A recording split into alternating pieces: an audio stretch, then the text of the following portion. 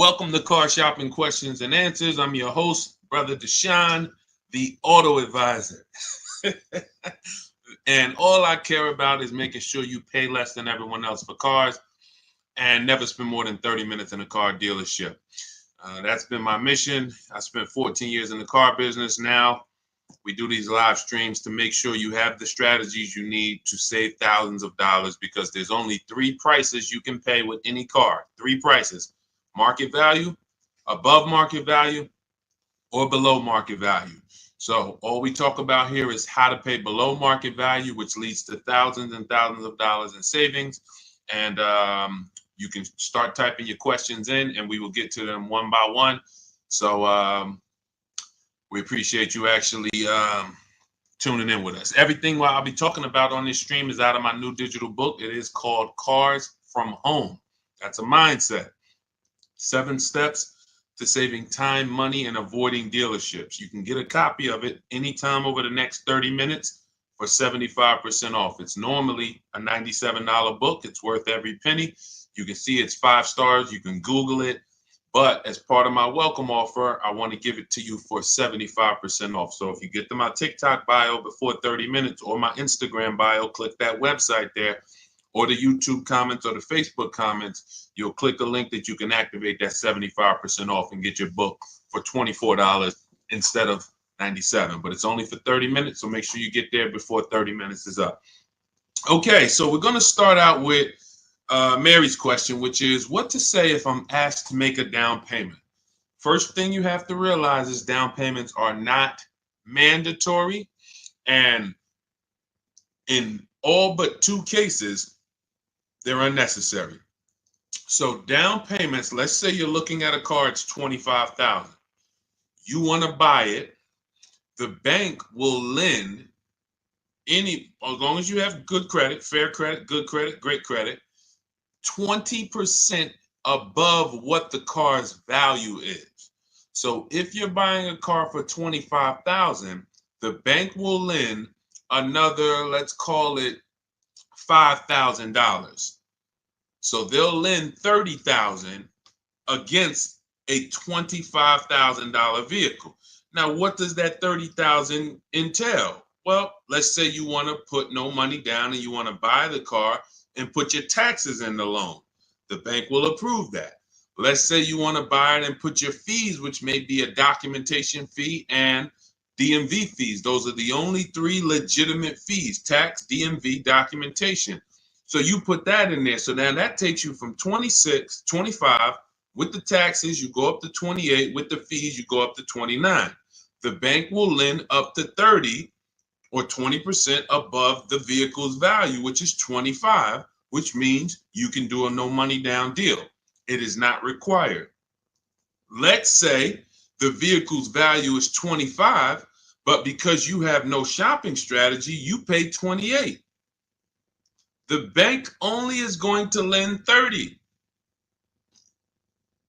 because the price you paid for the vehicle does not affect the value of the vehicle.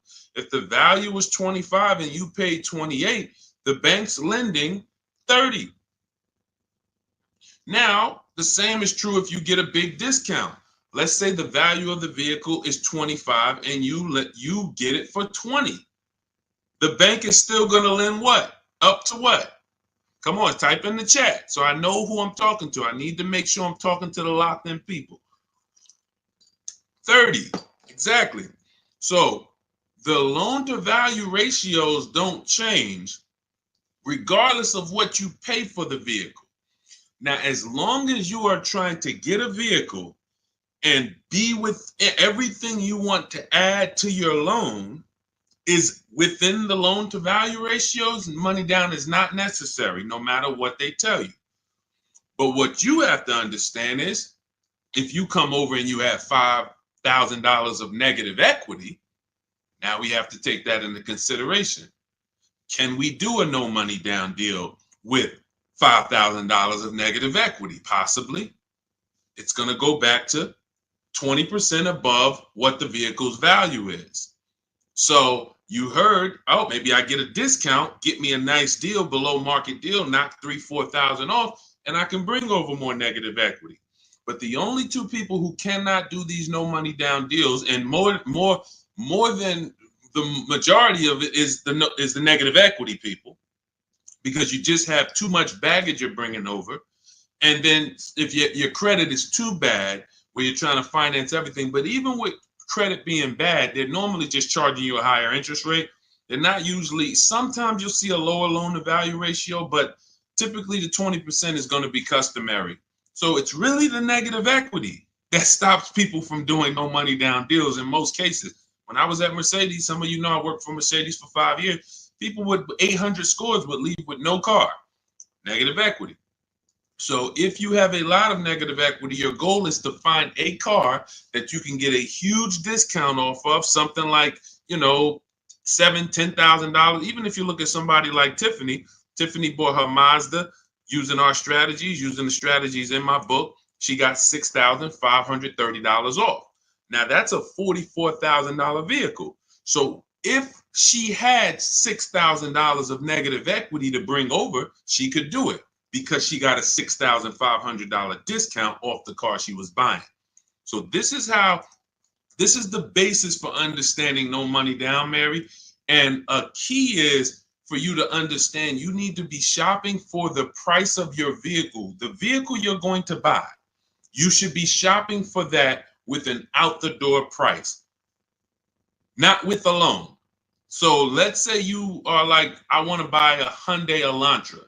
You should target whatever Hyundai Elantra you want, get the equipment, and then get a bunch of offers to see who's going to give you the biggest discount, because they're not all the same. They're very different. This isn't the Apple store. You could go to the Apple store in California, the iPhone's the same as the one in Florida. You go to a Hyundai dealership in Bay Ridge, Brooklyn, it's an entirely different price from, Inglewood, New Jersey. And total different price than, Metuchen, New Jersey. They're all different. And that's what you have to understand. When you're shopping for your vehicle, you're shopping for the dealer who's going to sell you the car at the best price. You will handle your financing, your down payment, your interest rates in a separate process. You don't want to mix those two. Okay? That's a good start for you understanding that you should not be in a position where they're telling you make a down payment, unless you put yourself in that position. You follow what I just talked about over the last three minutes, then you should not be in that position. You should understand when a down payment is not necessary. And almost anyone can do these deals with no down payment. Go ahead, Dolan. Let's shoot the next one up. Keep typing your questions. We'll keep getting to them. What's up, Josh? Thank you for liking the video. I see you. Thank you, Bianca. Welcome to the people who are shared. Malik, 621, thank you for sharing. Shout out to the sharers. I see you. It does not go unnoticed. I appreciate everybody who shares, hit that share button, and sends this broadcast to some other people. I appreciate you.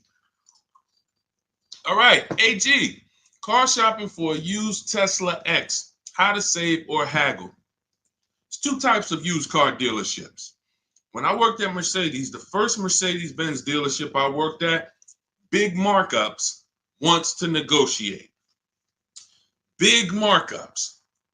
$7,000, $10,000 markups, very exclusive cars in the particular case. But even if they didn't, they didn't have to have Mercedes. There's other dealerships that do this. They're going to leave themselves big markup, and then they're going to say, hey, let's negotiate. This is also for dealers who get a lot of traffic walk-ins. They're either on a highway. They know that we're going to get 50 people on a Saturday to walk in, so they can charge. They put these prices up. And they're not trying to really sell them online. They're trying to sell them to the unsuspecting locals. Now, different dealership says, I'm only going to mark my cars up $1,500 because I want to sell a lot of them. This is an entirely different model, different mindset, different process. Where you will get in trouble is when you're talking to a dealer, or you're about to buy, you're trying to buy from a dealer that has the $1,500 markup, has already priced their car better than anyone, and you're trying to get $2,000 off because you think you're talking to the markup dealers. That's when you end up losing. So how do we know the difference? We use a process. In my book, I have a process called the multiple marketplace strategy, where we have all the marketplaces open where used cars are. if a used car is not on a website, you should not be talking about. You shouldn't be talking to anyone about it. If you can't find a vehicle on a website, a public marketplace, where every dealer wants to sell their cars, do not negotiate on these cars because they can make up prices. Let's say if it was on a website, it'd be 26. You come in, you're like, hey, I like that blue car. Hey, how much y'all asking for it? What's to stop them from saying, hey, yeah, it's not on the website yet. We're going to be asking 29. And then you're like, oh, that sounds kind of high. Well, what did you think? I'm trying to get to like 24. Now, meanwhile, if you'd have sold for 26, you probably would have, asked for, but because you think he's asking 29, now he could talk you down to 26 and you think you got a good deal.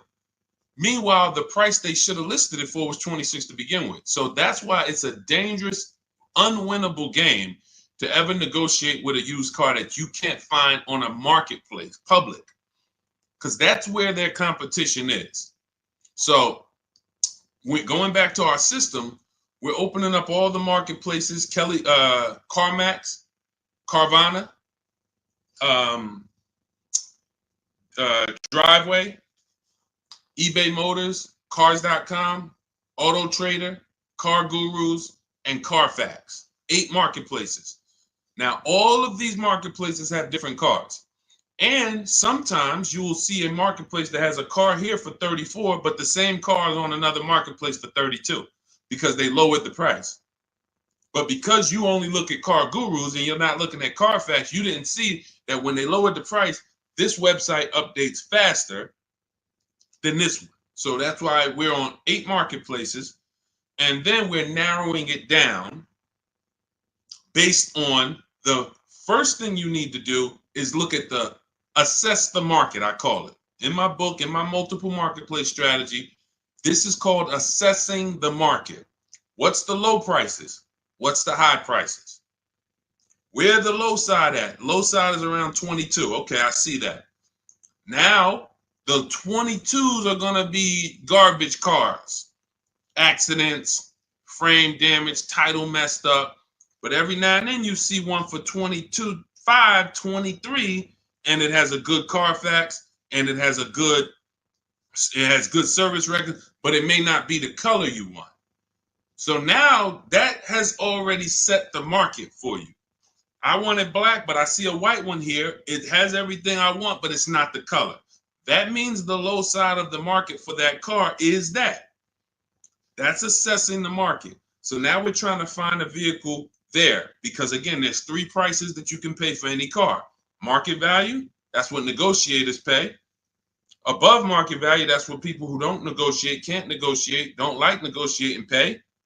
And then you got below market value, which is what people who use competitive bidding and put dealers against each other pay. Now, when we look at these low market, now we're trying to see, do we wait for a vehicle to pop up and can we screen down a couple vehicles to get to a top 3 or top 5 best choices?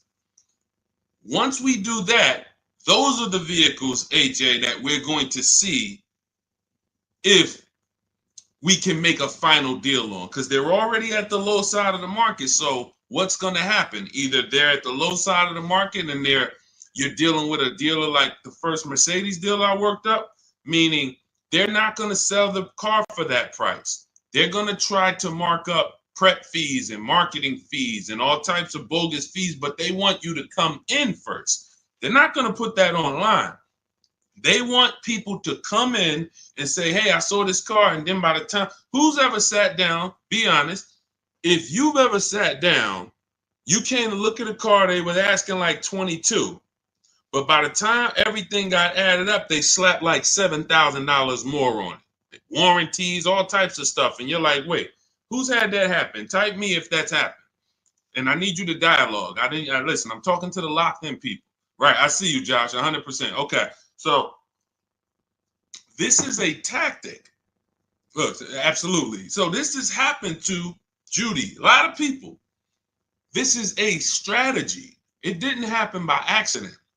They're purposely depending on people coming in, not calling in advance, and then they want to negotiate with them. Goes back to the first deal I said about the first deal I worked at. They want to negotiate. So the prices are so now that's what we verify. That's what we're only calling those top 3 to 5 dealers and saying, hey, besides besides the price here online, what fees do you charge? Once they say, oh no, tax, title, fee, doc, all right, now we know our last step is we need to get the original window sticker price so we can find out the true discount. Because we need to know, AJ, if we're dealing with a dealer who has the markup or not. And we never ask them for a discount over the phone.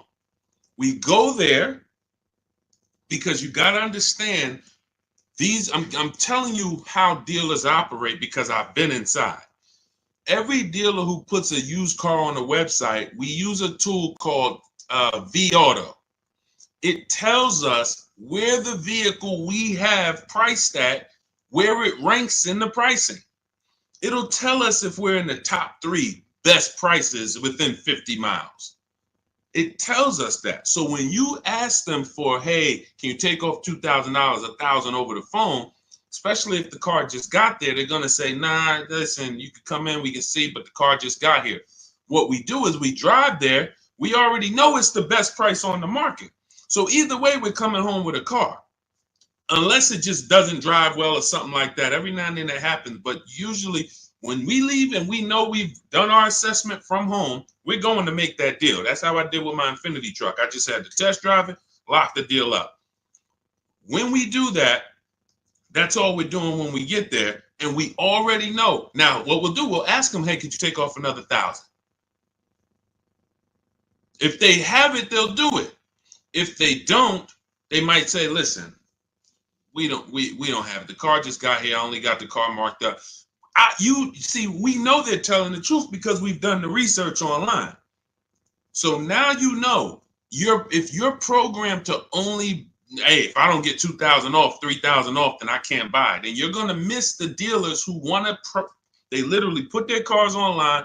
They want them going in 24, 48 hours. They make sure they're the best price and they sell lots of used cars. You go in there trying to get 2,000, 3,000 off from them, you're missing opportunities. That's how it goes.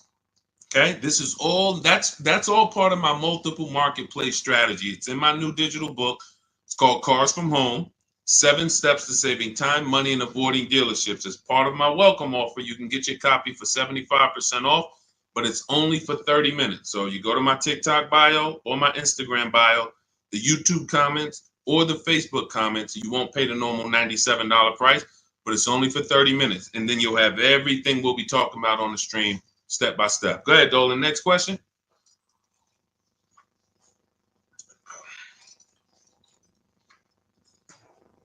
Okay, Mel, what's going on? A 5-year loan to buy a 2022 Jeep Compass. Is it good to trade in for a lease now?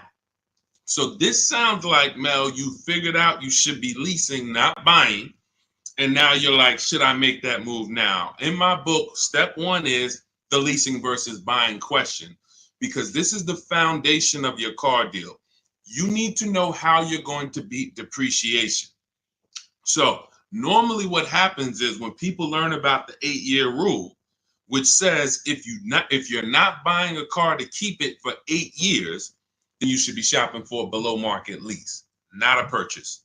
So when people learn that, oftentimes they're like, okay, I know I'm not keeping this car. I'm in 8 years. Should I wait or should I transition to a lease now? There is no benefit to you waiting. As long as your equity situation isn't so bad where it's going to stop you from transitioning to a lease, the play is to move to a lease as soon as possible, because you're not going to get the money back you're putting into owning these cars.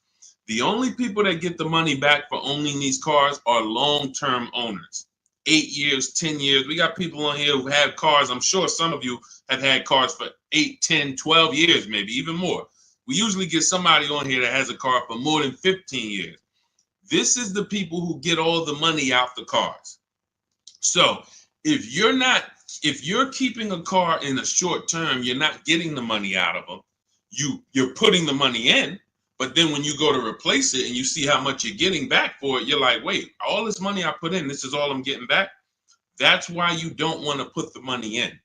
And that's what happens with below market leases. You look at somebody like Zafrina. Zafrina's driving a $65,000 vehicle, Jeep Grand Cherokee. I got it here on the screen. She's paying $579 a month, no money down. So $65,000 vehicle, that would normally be $1,200-1,300. She's paying $579 a month, no money down. She's never putting the money in. Raphael, she has a Jeep. This is her second car using our process. This is my second car. Look, she said it worked. Follow a 2024 Jeep Grand Cherokee 4x4. MSRP is $46,000. Well, it's $45,900, but let's say 46. Payments $549. That's a 1.19% lease. That's normally at $45,000 before we even throw the taxes in. That's normally a $900 payment on a 5-year loan. You can type that into any auto loan calculator and see. So you're going from $900 to $549. $900 is what people are paying to buy, unless they put more money down. And then, see, people never factor in their money down. So that's why I always, when I'm talking to you, I'm going to let you know how much it costs with no money down. Because if it's $900 a month with no money down, but you decide you want to put $15,000 down, you can't tell people, well, my car payment's only $700 a month. What about the $15,000? Let's divide that, and then you'll see, no, it was actually $900 a month that you put into this vehicle. So that's why I compare, in every case, no money down, so we can really see how much these vehicles are costing us. So when you're paying $900 a month, you need to try to get that money back. And after a while, you'll see if you pay the car off and you keep it a long time, it makes sense. If you keep a car, somebody just said I had an 03 Camry from day one. Look, 307,000 miles. Now, time heals all wounds. He could have paid $10,000 too much for that Camry. Just overpaid. He didn't know what he was doing. It was supposed to be 20. They charged him 30. But if he kept the vehicle 20 years, do you see how that doesn't quite matter? What would matter is the short term. The short term. So the key is understanding, if I'm not keeping my vehicle long term, 8+ years, I shouldn't be buying, because I'm not going to beat the depreciation. I should be shopping for deals like Raphael got, like Zafrina got, like Jen got, like Ansley got, where they're leasing these vehicles, driving brand new cars, not putting a lot of money into them. They're paying cents on the dollar. These are below market leases. These aren't regular leases. And then you're beating depreciation that way because you're not putting a bunch of money into these vehicles. So there's no benefit, Mel, in waiting. You should do your equity assessment. You've already done step one, deciding whether you're going to buy or lease. Now you move to step two in our process. That's the equity assessment, where you call your bank, get your payoff, then go to the 6 websites we teach that pay cash: CarMax, Carvana, Driveway, KBB Instant Cash Offer, Car Gurus, AutoNation. Once you do your equity assessment, it's going to tell you, do you have positive equity, negative equity? And then you will move to the third step, but you have to do that first. So, but there's no benefit in waiting.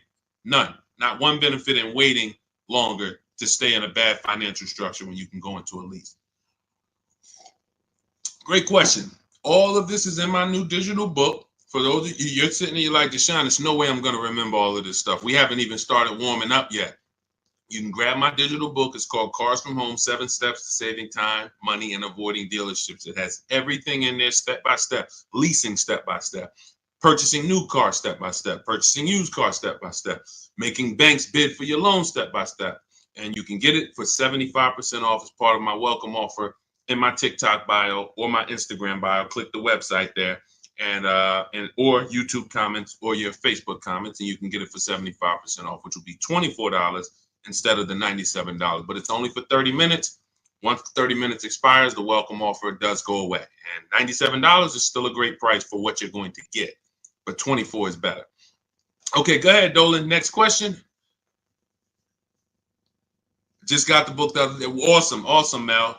And I see you already made the decision about the step one, which is great. Just move to the equity assessment and just keep checking off the steps. Just trust the process. You're going to be just fine. Thoughts on leasing versus financing? Well, T, this is exactly what we just spoke about.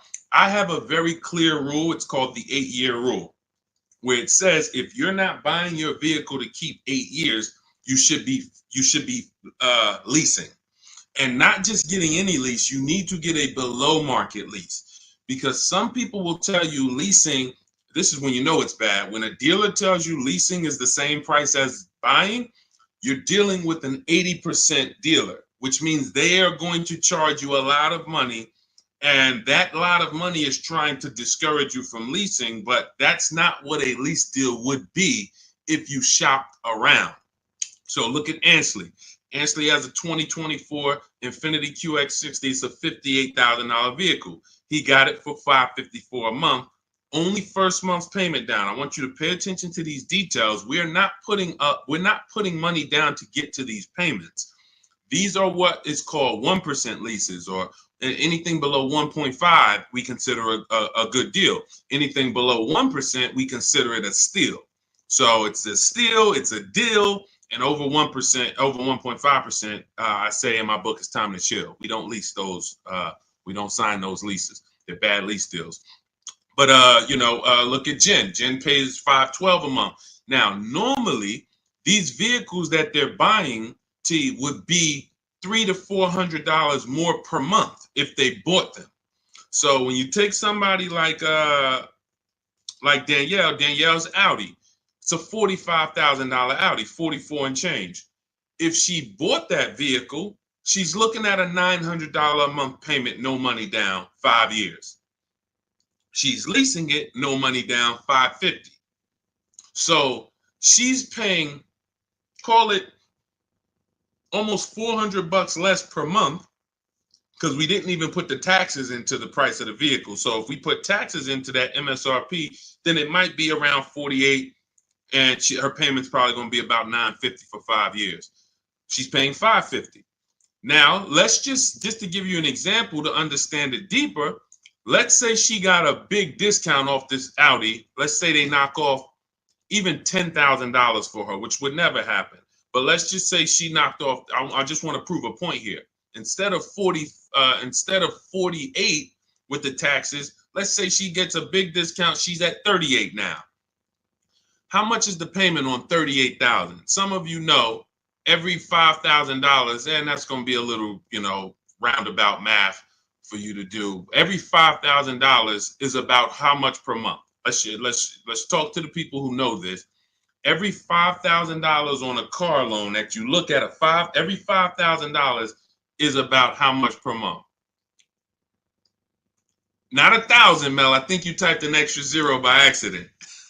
Yes. $100. Yes, $100. Yes, I see a lot of people. Look, thank you, Cleef. Yes, I listen, man. I love the locked in people. Shout out to the people who locked in, following, and learning from what we're talking about here, not just letting it go in one ear and out the other. So when you look at a $10,000 car, you should automatically think that's $200 a month. $20,000 car, $400 a month. $80,000 car, you should be thinking, okay, that's $1,300 a month. So when you have these parameters, you don't get in trouble and you don't let people slap you in long loans. And how my payment so low? That's because you're in a 9-year loan. So when you have these parameters, you can't be tricked. So let's go back to, if she got a big discount off that Audi, 38 instead of 48. She's still looking at a $750 payment, $775. She's paying $550. So that is an example of how it's nowhere close. Even with the biggest discount you would get off of a brand new car, a below market lease is still so much lower from an investment standpoint, from what's coming out of your household. And let's take one more scenario, and this is all tied into the 8-year rule. When I say you can make it easy on yourself and just say, if I'm not keeping the car 8 years, I'm going to shop for a below market lease. Now I'm explaining the math behind it so that there's math behind it. So all right, I didn't just pull the 8 years out of my hat and say, hey, there's math behind it. So let's look at one more scenario. Let's say Danielle, somebody says they want to get a used Audi, because there's some of you you're like, well, Deshone, what if I buy used? Does it still make sense? Does the 8-year rule still apply? Because I'm going to knock, 20, 30% off the price. If I get it used, now it makes sense to buy, right? No, it doesn't. Let's go deep on this. So let's say Danielle, instead of 44, where her Audi is, let's say she finds a nice one for 28. 3, 4 years old. I'm being generous. She finds a nice one for 28. With taxes, let's just round it out to 30. That's her all-in price. She finds her a nice 3 to 4-year-old Audi. 1 year left on the warranty, and then she's going to be on her own. $30,000. What's her payment? 5 years. What's her payment? Let's go. Type in. $30,000, $600 a month. Thank you. $600 a month. So we just took some very clear scenarios, and we took 35,000 would be 600 a month. Would be 700. Josh, 30,000 is going to be 600. Yep, you got it. I see you updated it. So now let's look at this. We have a scenario where Danielle's driving a brand new Audi for the next 3 years, $550 a month. Had she bought a brand new one with a dramatic discount, she's still be with a regular discount, she's going to be $900 a month. With a dramatic discount, she's still going to be it was close to it was 38. So 38, still close to almost $800 a month, $775. Then with her used version, if she bought a used version and got a great price on it, 28 plus tax, she's at $600. So every one of those scenarios is much more expensive than the purchase and then the lease, than the below market lease. And frankly, you can't really compare a 3-year-old, 4-year-old Audi to a brand new one. You just can't.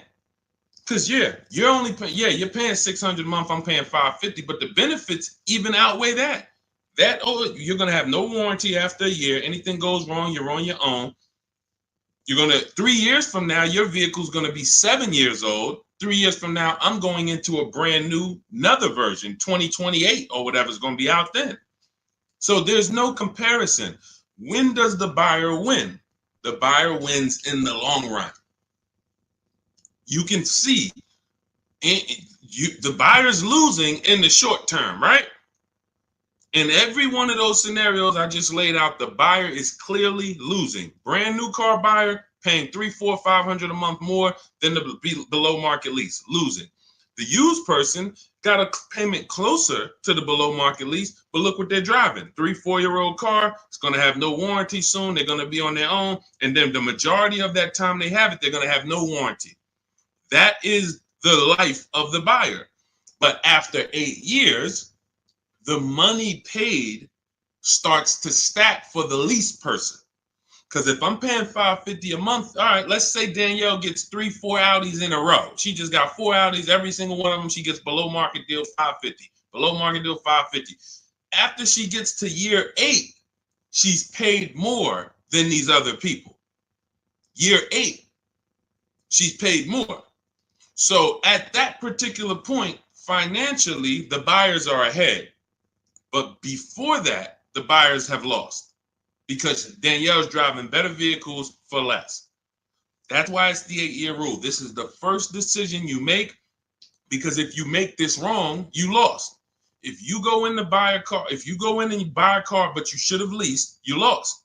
I just showed you. Doesn't matter how good of a deal you got. Man, Deshone, they knocked 15% off for me. Does not matter. If you're going to replace that vehicle in 3, 4, 5 years, you would have been better off getting a below market lease and never tying up all of that money in the vehicle.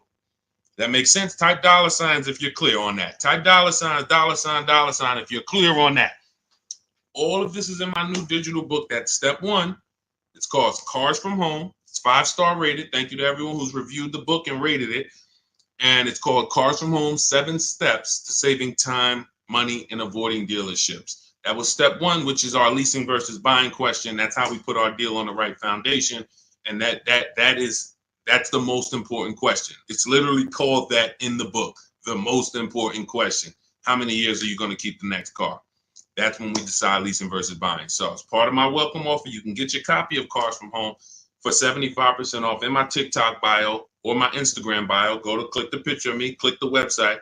and then you can activate your 75% off for the book, but it's only for 30 minutes. Also in the YouTube comments or the Facebook comments. After that, price goes back up to $97. Welcome offer is gone, but go get your book and come on back to the show. And make sure when you get the book, you screenshot the thank you page, because on that thank you page is the link to open the book. I also email you a copy, but sometimes you type in your email wrong, you type in too fast, and that screenshot has my support team's email, where you can email my support team just in case you type your email wrong and your book's not in there. So go ahead, Dolan. Next question. Just keep them coming. Keep typing your questions, y'all. We will get to as many as we can while we're on. How do you calculate the negative equity? This is a great question. Negative equity, you want to calculate based on your highest possible offers. When you calculate your negative equity based on anything but your highest offers for your vehicle, then you are now putting yourself in a position where you have more negative equity than you would have. So let's say you go into a car dealership, which we never do, and talk numbers. We go into a car dealership, test drive, pick up our car, but you're there, you're talking numbers. Now they look at you and they tell you your car is only worth 16. You have $6,000 of negative equity. That means you owe 22. So your car's worth 16, you owe 22. They're telling you you have $6,000 of negative equity. Now, the problem is, if you believe that without actually doing what we call the equity assessment, which is getting bids for your car from companies that pay cash. They buy cars same day, you come out, or sometimes they send an inspector. It's a very quick process. They cut you a check and they pick up your car, right? There's 6 companies we use right now to do that. Carvana, CarMax, Driveway, Kelly's Blue Book, Instant Cash Offer, AutoNation, and Car Gurus. Now, these 6 companies bid, we get their bids. Now, let's say CarMax decides they can pay you $19,000. You owe 22. How much negative equity do you have now? The dealer, your car was only worth 16 to them, but to CarMax, it's worth 19. So instead of 6,000 negative equity, you only got 3,000. But if you didn't get the highest offers for your vehicle, your negative equity is going to appear larger. It's going to be larger. And it's not because it should have been. It's because you didn't employ strategies to maximize your vehicle's value by putting it on the open market. You wanted to do a quick deal and you took less money than you could have gotten trading in a car. We don't do that.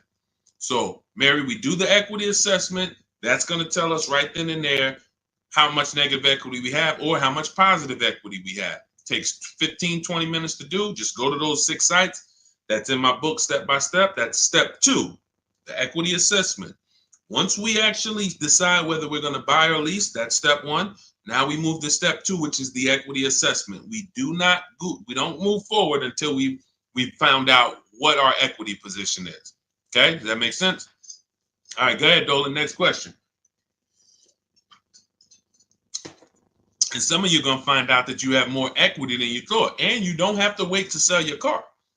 So, I've had people who thought they had to wait until the car was paid off.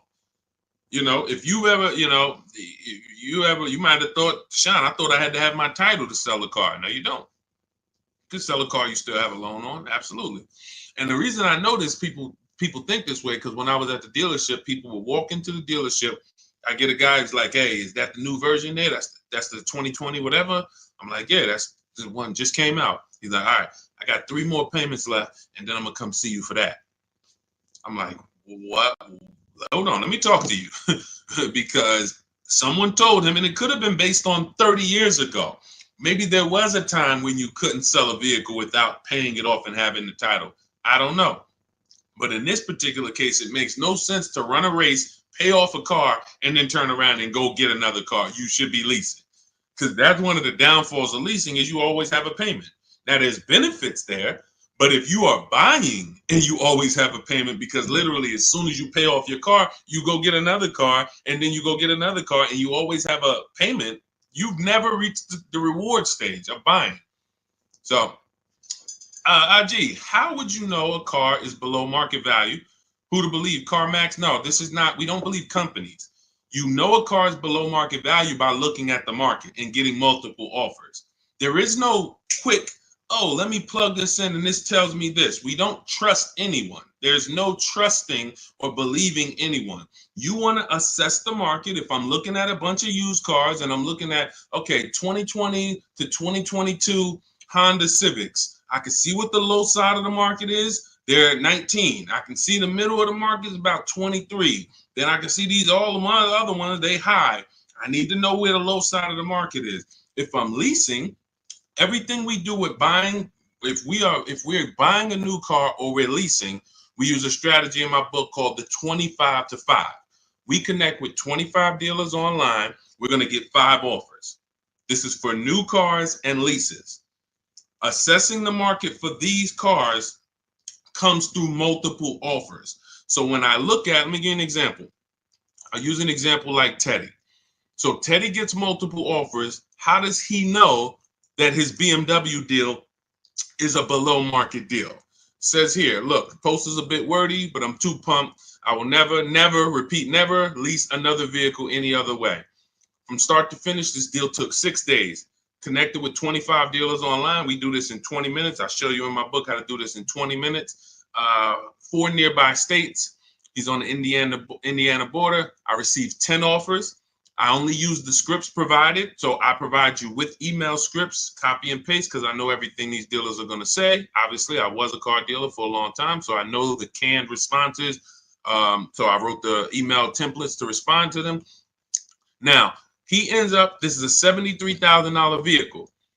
He closed his deal at $856 a month, no money down. Now, how does he know $856 was the below market deal for his BMW?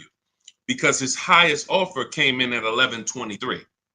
So you can see my highest offer during this process from a different dealer was $1123. Look, the dealer closest to me, the local dealer, came in at $986. So his closest dealer is $986. His highest offer is $1123. He closes his deal at $856. It's clearly below market value because he sees the market. The only way to get below market deals is to look at the market. That's why we have the best system for getting multiple offers on new cars and leases. Or if we're shopping for a used car, we're looking at multiple options. That's the only way. That's why I said there's 3 prices you can pay for any car. If you're going to buy a car, lease a car, if you're going to buy a new car, buy a used car, or lease a car, there's 3 prices you can pay. Market value, that's what negotiators get.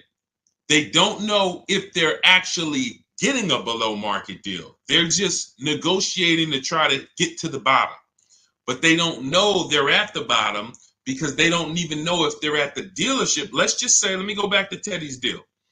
Let me show you an example of why you can't get a below market deal from the wrong dealer. This Teddy's local dealer comes in at $986 a month. Now, we have counter offer calculators in my book. His $986 from his local dealer is not the first offer. That's the last offer. That's, hey, we're not doing anything lower than that. The highest offer, $1123. We're not doing anything lower than that. So if somebody's in there and they're negotiating with one of those dealers, they're not going to get to $856. They're at the wrong dealer. They're at an 80% dealer, and 80% dealers want to make a certain amount of money or they're not going to sell the car. If they can't make $5,000, they're not going to sell a car. $7,000, whatever it is, I'm not going below this. Meanwhile, the dealer who beat everyone's offer at $856, maybe they only made $2,000. Maybe they only made $3,000. Who knows? But the point is, they said, I don't need to make all that. I'm going to beat my competition and sell this person a car. That's a 20% dealer. That's why I say negotiators pay market value.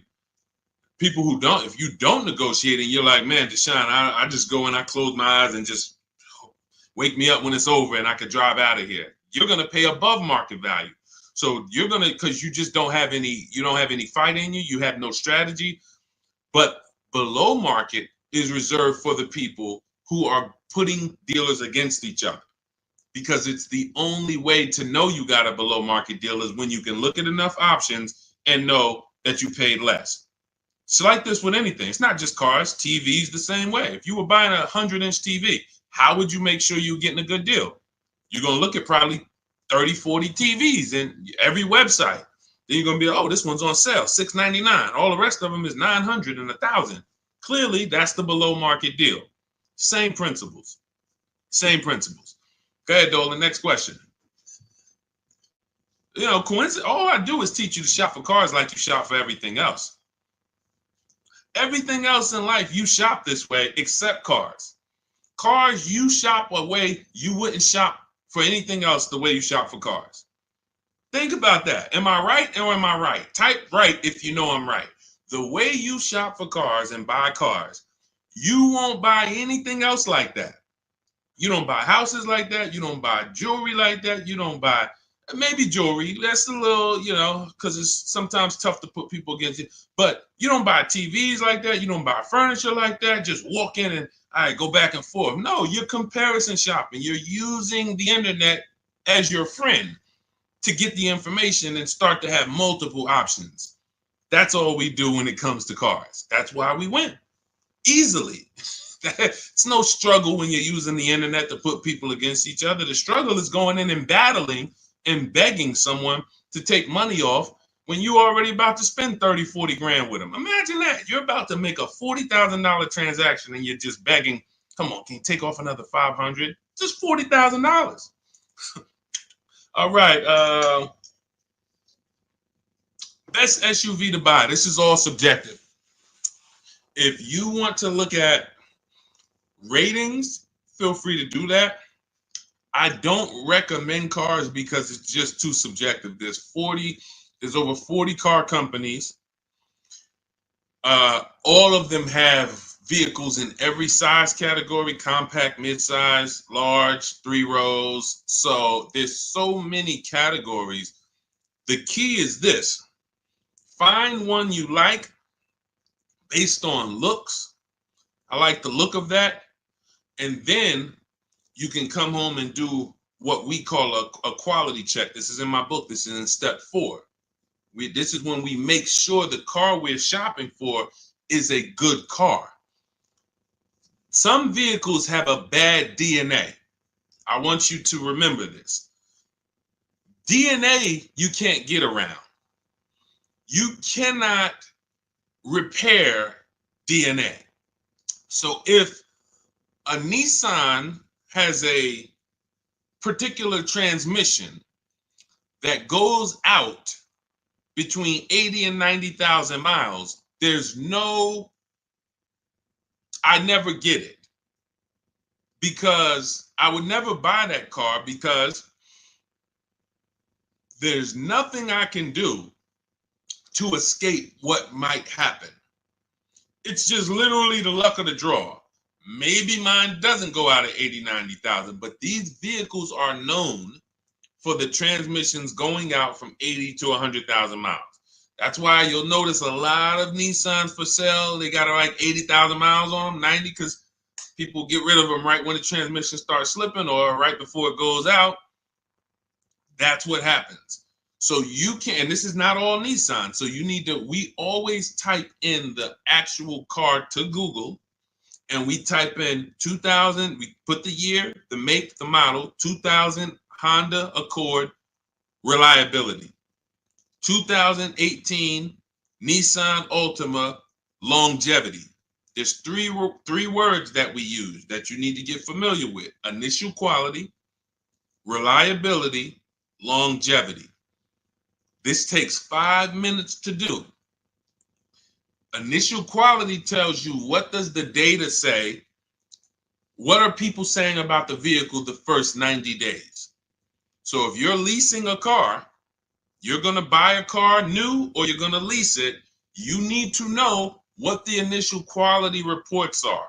What are the owners saying the first 90 days of the vehicle? Is it in the shop? Is it electric problems, little malfunctions, blind spot, whatever? That's initial quality, first 90 days. Reliability is your first 3 years. So you need to know, what are people saying about this car, not my neighbor. Not my neighbor. My neighbor owns one of them. There's 10,000 out here. What are they saying? Maybe my neighbor got a good one. You know what I'm saying? Your neighbor might have just got a good one. But I need to know, what are people saying about this vehicle the first 3 years? That's reliability. And then longevity is the long run. 7, 8 years, the engine. People, you're going to see people like Motor Trend and Vehicle Engines, all these websites that all they do is study engines and longevity. What are they saying about this vehicle? Are they saying that the transmission's known to go out? Sometimes you'll type in 2018 Kia Sorento longevity and you'll see right at the top, with proper maintenance, these vehicles are known to last 200,000 miles. That's a good sign. Now all we need to do is make sure we're getting a good one that has been properly maintained. But that's the DNA. So when you ask the best SUV to buy, my goal for you is to avoid the vehicles that have bad DNA. They have bad data. Could be a year. Could be the 2018 was trash, but then they saw that the 2018 was trash and they changed it, and then they made a better 2019. So it's all up to the year. I appreciate it, Rob. Thank you so much. Go ahead, Dolan. Next question. That's in step 4. See, that's shopping, not buying. We have 7 steps in our process. Most important question, step 1, equity assessment, step 2, deal focused budgeting, step 3, shopping, not buying, step 4, multiple offers, multiple options, step 5, paperwork and protection, step 6, and delivery is step 7, pickup or delivery. That's it. So everything I'm teaching on the stream is always going to be out of one of those steps. And for those of you who have the book, here's what you should always be asking yourself. Where am I at in the process? What step am I at in the process? Because you've come from not having a process. So you don't know what to do first. Should I be thinking about my trade-in? Or, oh, matter of fact, wait, he said don't trade. And then, all right, when do I get my loan? Do I get a pre-approval? You don't know where these things go, what order they go in. But I do. That's why we created a 7-step process that accounts for everything. So you always want to be asking yourself, where am I at? What step am I on to make sure, all right, listen, why am I focused on budgeting right now? And I haven't even decided how many years I'm keeping the car. That's my first step. That's what it's about.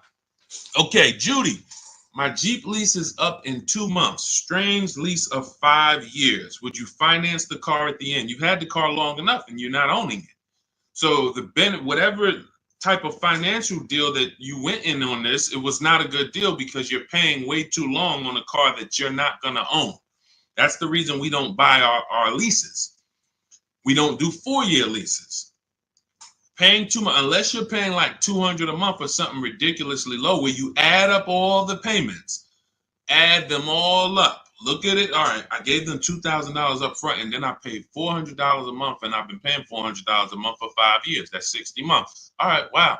All right, I paid them a lot of money. Add that up, and you'll see, compared to the MSRP, I paid way too much for this car that I'm giving back.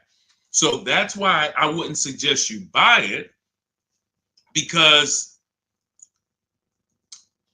if you're not going to keep it long term, normally with a lease, it's broken into 2 sides. It's a part you're going to use, and then it's a part you're giving back to them. You're not paying towards that part. Let's say it's 50-50. You could stretch your side out. You got to pay half this car. You could stretch that out for 4 years or 5 years. But it has nothing to do with that back end. You're still going to owe. If you want to buy this thing, you still got that other half. So I don't know what your lease deal is, but if it's structured like a normal lease, you've just broken down your side. You're not paying it. Now, if you've paid into the car, 60, 70% of the car, but I don't think you have, because that wouldn't be a lease. That would be a loan. That would be like, hey, I'm paying the car off. I paid it off for 5 years. I only got 2 years of payments left. I should only owe a small amount. If that was the case, then that's different. But on a lease, if you just took a 5-year lease, then you're paying your half. You're not paying towards the back. So you might have a very, very low payment, but you're not actually building, you're not paying towards the car. You're only paying towards the half you're going to use. So in that particular case, I would give the car back. Now, again, I don't know the exact details, but that just doesn't, but here's the benefit of leasing is cents on the dollar. Look at somebody who has a Jeep. You can see here, Raphael got her Jeep. It's a $46,000 Jeep. She's paying $549 a month, no money down. So she's putting into this car $549. Let me do some math. This is why when we get away from these structures, it doesn't make sense anymore. $549 times 36, that's $19,700. Now, going back to her deal, the vehicle itself is $45,900 plus tax and fees. She's going to pay $19,000 over 3 years. That's less than what the vehicle would normally depreciate. So her vehicle that's 46 minus 19, about 27 is what's left, not to mention her tax. This is why you have to be judging the lease deal. Leasing is all about, I need a low payment and I need to pay less than I would have tying up all of this money. So once we get into these long leases, we've defeated the purpose. We've defeated the purpose of leasing. So I wouldn't finance the car at the end, Judy, unless you look at your deal and you can see that you only owe like another 10 grand or something, or 12 grand. Then okay, maybe you do pick it up on the back end, but then you should have equity, because if it's going like a normal loan and you've been paying for 5 years, you should do your equity assessment. You have equity, but if you're in a 5-year lease, you won't have equity. All right, that's a strange structure for sure, like you said, and never do it again. Unless I'm wrong about it, that's just not something that you want to do again. And hopefully you had a super low payment and you just kept the payment low for 5 years. But again, you're in the same car. There's no warranty. It's just, let's do something different. There's much better ways to benefit financially and drive, nice vehicles. Yep, you got it, Elaine. Thank you. Thanks for always tapping in. I always see your comments on my videos. I appreciate it. Go ahead, Dolan. Next question. Okay. Rita, what have you heard about the 2024-2025 Nissan Kicks? I would look at what we said over the last 7-8 minutes when we're checking the DNA of a vehicle. I ran down how we check reliability, initial quality, and longevity, and I would let it go from there. I don't give my opinions on cars. Now, what I do is I'm preparing these top 5 reports. So that's something we want to launch big in the next 2-3 weeks. We want to start giving you, based on the data, what are the top 5 worst SUVs, compact SUVs? What are the top 5 worst luxury cars? What are the top 5 best compact luxury cars? So we want to give you those things based on data, but that's not my opinion. You don't want to take someone's opinion on a car. You want to go where the data goes, because the data polls tens of thousands of people who have the car, and they report, this is what people are saying. This is what most people are saying. And that's all we want to focus on. But what I do, Rita, is go back into the YouTube video, rewind about 7-8 minutes. You'll hear my whole layout of how we check reliability, dependability, initial quality, longevity, how we check the DNA. That's checking the DNA of the car. And that's what's super important. You don't want to end up with a car that's in the shop every 3 months. I could teach you to get paid less than everyone. Yeah, all right, you use the strategies, you paid less than everyone. But what does it matter if you have a car that's now, every time you go out, check engine lights on, every 3 months, check engine light. What is this? So make sure you do that. Okay, and this is all in my new digital book, Cars from Home, 7 Steps to Saving Time, Money, and Avoiding Dealerships. We're talking about a piece of step 4, which is shopping not buying. The reason it's called shopping, not buying, is because shopping is deciding what you want. Now, you're not taking enough time to do that. You are letting people rush you in a lot of cases. And now, once we decide what we want, it only takes us 90 minutes to get it. You saw what Ansley said. He got his deal, Teddy, 6 days. I got my below market deal. Ansley, he got his Infinity truck. Look, he said, I started the process Saturday. I accepted a deal Monday. It's quick. By the time we hit the market, we are seeing below market deals like that. So it's not even a matter of needing a month or 2 or 3 to be able to do this. Now, if you have time, you can watch the market, because deals change every month. So you can watch the market and see, okay, let's see the lease deals next month. Let's see where the used car price is going next month. Are they going down, up? So if you have time, that's a benefit. But even if you have a week, you can still get a below market deal. So that's step 4, shopping, not buying, deciding what you want. And when you do this the way I'm teaching you, you'll never worry about getting a car and then 3 months later you're like, man, I don't like this car. I need to replace it, which is a loss because you're going to lose money because you already depreciated the car. Now you're trying to replace it. So you're going to lose probably 15% of the value, whatever you paid for it. So we don't want to do that. You want to take the time to shop. You want to choose your vehicles wisely, test drive them, and you want to enjoy the process. And you will enjoy the process when you stop mixing buying with shopping. Let me say that again for those in the back. You will enjoy the shopping process, which is deciding what you want, when you stop mixing that with buying.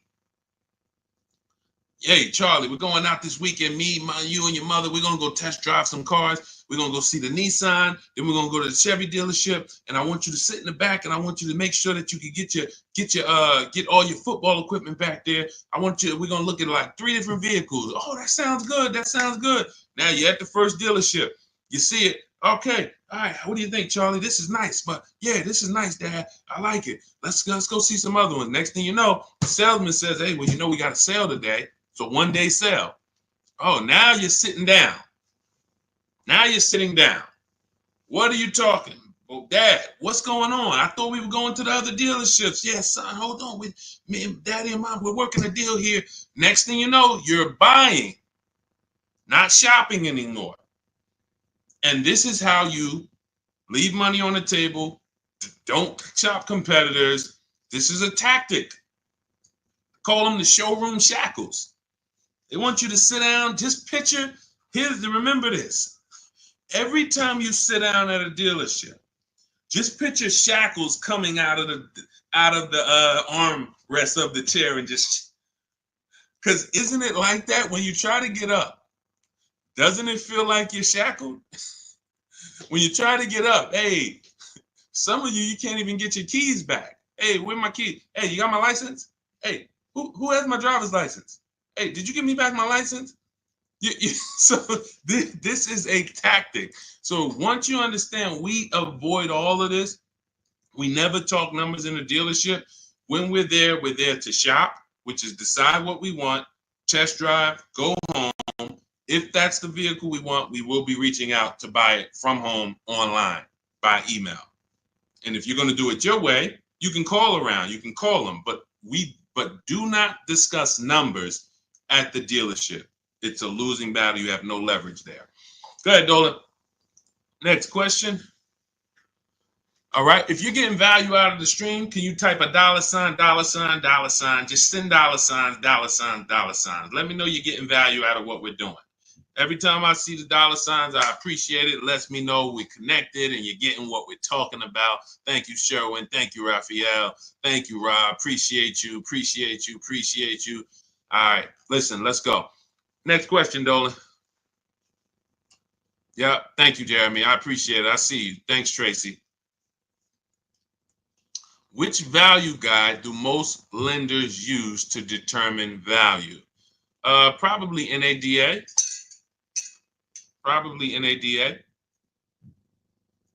But you should be shopping for below market deals.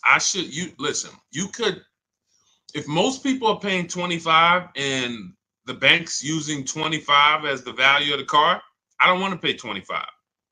Why do I want to pay what everyone else is paying? So using the strategies we're discussing, multiple offers, low market, everything we're doing, you're in a scenario where when you pull up to someone with the same car, you've paid 2, 3, 4,000 less than them if they got market value. If they paid above market value, you might have paid 6,000 less than them. And this happens. Unfortunately, it happens sometime at one dealership. I remember I was at a Mercedes dealership and a customer comes in, he's going nuts. He's like, hey, I got an E-Class. Me and my neighbor, we go out to dinner the other night. We got the same car. I'm paying $200 more than him a month. He was pissed off. Now, how does that happen? One person paid above market value. Maybe the other person paid below market value or market value, but it's a $200 spread. Same vehicle. So when you're using what we're talking about, what you're learning in my book, what I talk about on these streams, you are not anywhere near what lenders should be looking at you and saying, man, that's be good. I don't know how you got the vehicle for that price, but that's a good loan to value ratio. In case the vehicle gets totaled, we know that we're in a good position. We know, rather than, hey, this guy has a vehicle, it's worth 27, but he bought it for 28.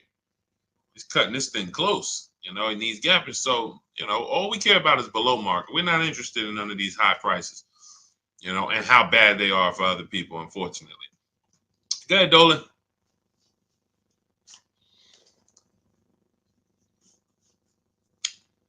For Countess, does it matter what type of vehicle you lease? Well, every vehicle has a different lease program attached to it. So every trim level has a different lease program attached to it. So a Mazda 3 Sport has a different lease program than a Mazda 3 Touring in many cases. Has a different lease program than a Mazda 3 Grand Touring. So every vehicle is different. Here's how I look at leasing, and here's how I want you to look at it if you want to talk value and money saving. You're looking for the car that you could drive the highest MSRP car for the lowest price. So my first lease was a Pontiac G6 $256 a month. It was like a $20,000 car in 2006. I paid a little more for it because I didn't have the credit. I had never financed the car. So I had to pay, I think I got tier 3 through my dealership. It was like maybe $40, maybe $30-something more per month that I had to pay. But my next lease was when I was at Mercedes, I leased an Infiniti that was next door. It was like a $32,000 car, $325 a month. It was an Infiniti G25. And then maybe a $35,000 car, G25. Then I leased a Q50, which was a $45,000 car, $345. Then I leased another Q50 because this was my wife's car, $365. And then I leased myself a Jeep Grand Cherokee 2018, $330, $35,000 truck, $330 a month. These are all under 1%.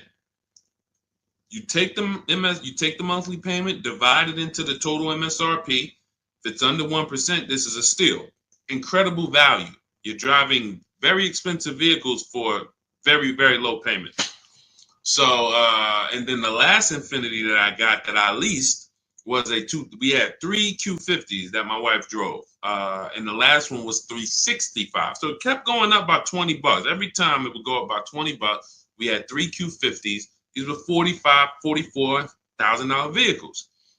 So that's how I approach leasing. Now, I might look at another vehicle, the same $45,000, but the lease program is not as aggressive. Once I shop my offers, maybe I'm at $500 because it's a different lease program.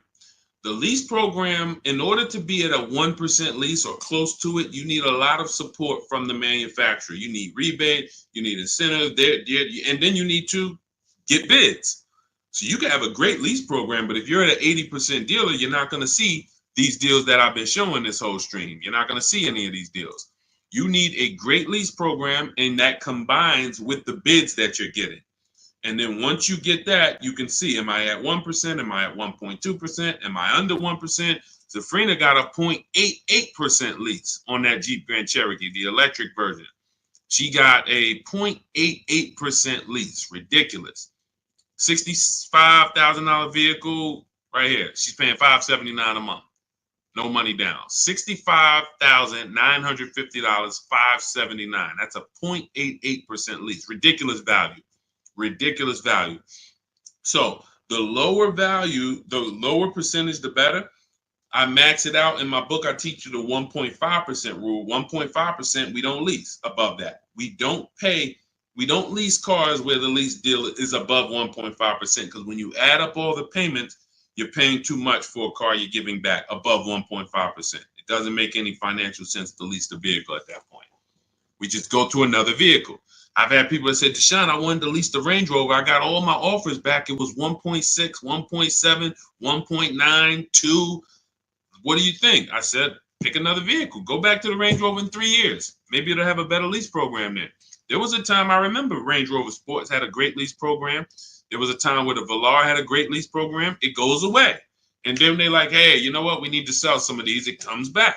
So, but it's so many vehicles out here. It doesn't make sense to lease something where you can't get it for below 1.5 or even lower, because there's just so many vehicles. You can find one with a great lease program using what I teach. Every vehicle you shop, it's only going to take you 90 minutes to see the market. Once you get to step 5 in my process and you're actually shopping the market for lease deals, it only takes 90 minutes to go to the websites, copy my scripts, and then get the offers back. So you can do this for 3-4 vehicles over a weekend if you want. But that's what you need to do. And then you determine what's the best value for me. Simple. I'm only leasing vehicles that I know I can drive them for cents on the dollar, and they're expensive vehicles. I don't even do 1.5. Sometimes you'll see somebody, they really like a vehicle.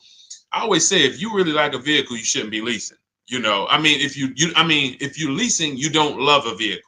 So let's put that out there. If you're switching vehicles every 3, 4, 5, 6 years, you don't love the vehicle. People who buy their vehicles to keep 8, 9, 10 years, then we can talk about love. But leases, they so fast. You lease a vehicle in 2.5 years, you got to start thinking about what I want next. 2.5 years, what I want next. So there's no love here. You just find something you really like that has a great lease program where you could pay these low prices, and then you move on and you do it again in 3 years. Don't fall in, that's what leasing is about. All right. So, and look, I saw somebody say that Audi, there's no rhyme or reason. All you can do is pick a vehicle, shop the market. There's no Audis have the best lease deals, Jeep Grand Cherokee, because look at how many vehicles are within Audi. You have the Audi A4, and then I told you have different trim levels. You have the Premium Plus package. You have Audi A6. You have the Honda EX, EXL, Touring. These are all different lease programs. So there's no way for you to say, oh, well, I know Jeep Grand Cherokee Limited, they have a good lease program. No, you pick a vehicle, shop the market. None of these people who got these lease deals thought that, or none of the, even the people who purchased, no one, Sean saves 20 grand off his F-150 Lightning. He didn't know he was going to save that much money. Kimberly, Maserati, she gets $21,000 almost off the vehicle. She didn't know that. She didn't pick the Maserati because she knew she was going to save $20,000. She said, hey, Maserati's my first choice. Let me go shop for it. Oh, below market deal on this is $20,000 off. That's the way it works. Look, at the time last year, Eddie bought this 2023 Toyota Camry hybrid. They were extra hot at the time. He shops his best offer at that time is $2,086 off of MSRP. They had no rebates. He got multiple offers, and he said there were several dealers still charging MSRP over MSRP.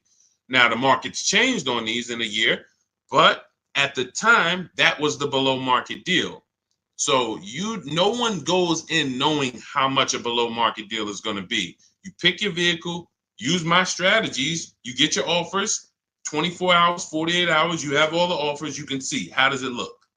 You got 5 offers, 7 offers, how does these look? Oh, wow, I'm saving $6,000. That's the best offer. All the other ones are saving me less than that. Oh, here, I'm saving 10 grand. Then you make your decision. Simple. And once you know how quick it is to actually do this, it's going to blow your mind, because you're going to say, any vehicle I'm considering, I can shop the market on it in 90 minutes and know what the below market deals are. Very empowering. So everything you're learning is out of my new digital book. It's called Cars from Home: 7 Steps to Saving Time, Money, and Avoiding Dealerships. This is a 7-step process for below market leases, below market new cars, below market used cars, step by step, A to Z. There's nothing left to chance. You can get your copy of it for it's normally $97, but 75% off, as long as you get to my TikTok bio before the 30 minutes is up, or my Instagram bio, or the YouTube comments, or the Facebook comments. That's my welcome offer. It's a digital book, so it will be in your inbox immediately. As soon as you get your book, make sure you screenshot the thank you page, because that does have my support team's email, just in case you type your email wrong. We can't email a book to a wrong email, so you could always reach out to my support team. And also on that page is the link to open the book. So as soon as you get it, you might want to open it, save it to your computer, but save the master link, because anytime I update the book, you actually get the updates. A couple months ago, Vroom went out of business. Vroom used to be in our equity assessment, used to be on our used car marketplace reports. They go out of business. We got to delete them. I went into the file, removed Vroom. Everyone who opened the book after that never saw Vroom again. So you keep the master link. That way, when I update the book, you get it. I don't charge for updates. I want you to win. That's why I'm giving you the welcome offer, where you could even get it for $24 instead of $97. But even if you miss the 30 minutes, you should go and get your copy for $97, because what you're going to benefit from is going to be 10 times worth what you paid for it. But if you get there before 30 minutes, you can actually get it for $24 instead. So go get your book. I appreciate you tuning in. I want to see you win. Make sure you email me your car deals when you make them. Send them to me by email. I love to see your deals, so I can bring them into the show and keep, talk about you the same way I'm talking about everyone else. And we'll make this happen. Keep unlearning. Leave everything you learned at the door. When you get my book, don't bring any of your old ideas to me. Trust our process. Leave all of that old way at the door, and your success is guaranteed. So I'll see y'all on the next stream. God bless you.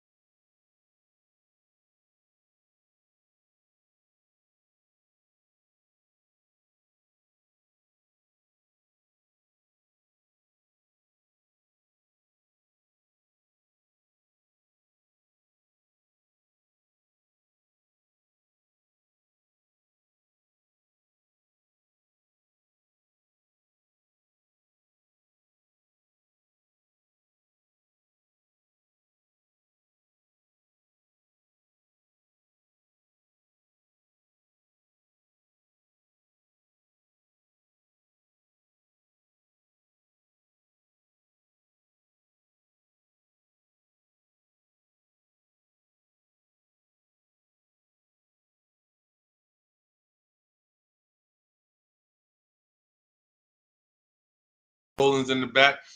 Welcome to Car Shopping Questions and Answers. I'm your host, Deshone, the Auto Advisor. This is all we do here, is make sure that you have the answers you need to shop the way you should be shopping in this car market, and in any car market. You should be putting dealers against each other. So all I do is make sure that you know what you need to do. We don't hold back. There's no fluff here. We get down and dirty. And but I do want you to lock in. If you have a notepad, you're going to want to take notes. You're going to want to watch this recording, because we're going to be going over some stuff you've never heard before. Pretty much everything we talk about here is stuff you've never heard, you've never done, and that's okay. That's why we represent unlearn, relearn. All right, we got to unlearn the old way Everything on the show is sponsored by my new digital book, Cars from Home. Thank God it's 5-star rated. Thanks to everyone who's reviewed it.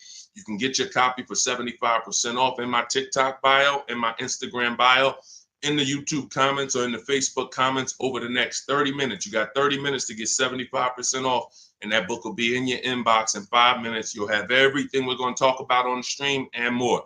All right, so let's get started with the first question. What's a good mileage on a decent first car? Well, you want to look at mileage per year. So if you're looking at a car that's 5 years old, you want to consider average miles driven is 10 to 12,000 miles. That's average miles for a driver. So if you look at a 5-year-old car, 60,000 miles is just fine. You're looking at an 8-year-old car, 8 times 10, 80,000 miles, 96,000 miles. That's perfectly fine average miles for that car. Now, some people like to get below average miles. That's fine too. You know, anything above that. But here's what's more important than the mileage on the car. Service records, absolutely paramount. In fact, let's go to what really makes the car good or not, the DNA of the car. The DNA of the car is things that can't be fixed even when the first owner took care of the car. You might have a car, we always do what's called an initial quality check, a longevity check, and a reliability check on each car. I'm going to show you how to do that very easily. It takes 5 minutes. All of the stuff that I'm talking to you about takes minutes, not hours to do using a computer. So when you said the DNA of a car, that's something that can't be controlled because they made it that way. So if you look at a car and it has bad electric issues, that's in the DNA of the car. Doesn't matter if it was taken care of, doesn't matter if they serviced it. It's built in. Some cars, when you do your longevity check, let's say you're looking at a 2018 Nissan Sentra. You type into Google 2018 Nissan Sentra longevity. You're going to see, hey, some of these vehicles have electrical transmission problems at 80,000 miles, 90,000 miles. It's in the DNA of the car. Doesn't matter if you got a good one. Doesn't matter if you got a bad one. Chances are you're going to deal with these issues. So what we do, any car you are looking at, a used car, I want you to type in the year, the exact year of that car, and then type in reliability. That's going to tell you what they said about the car the first 3 years. You skim the articles. You don't need to read. All you're literally doing is skimming that first page. If you see this car has less than normal reliability, less than average reliability, you want to look for red flags. Then, once it passes the reliability check, then you type in 2018 Nissan Sentra longevity. Skim the articles. You'll see things about the engine. You'll see, okay, these engines last 200,000 miles.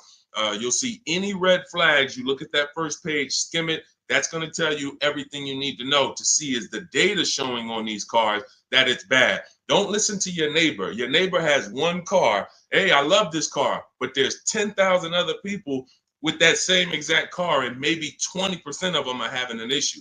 So go where the data is, type in that search. It's very easy to do. That's in step 4 of my book, which is called Shopping, Not Buying. All of that is we do a 7-step process, and we do not buy any car or lease any car without checking the DNA of the car, which is the data. That's more important than the mileage on a used car. Great question. Let's go. Keep typing your questions. We'll get the next one. All right, we'll get the next question. All right, let's go.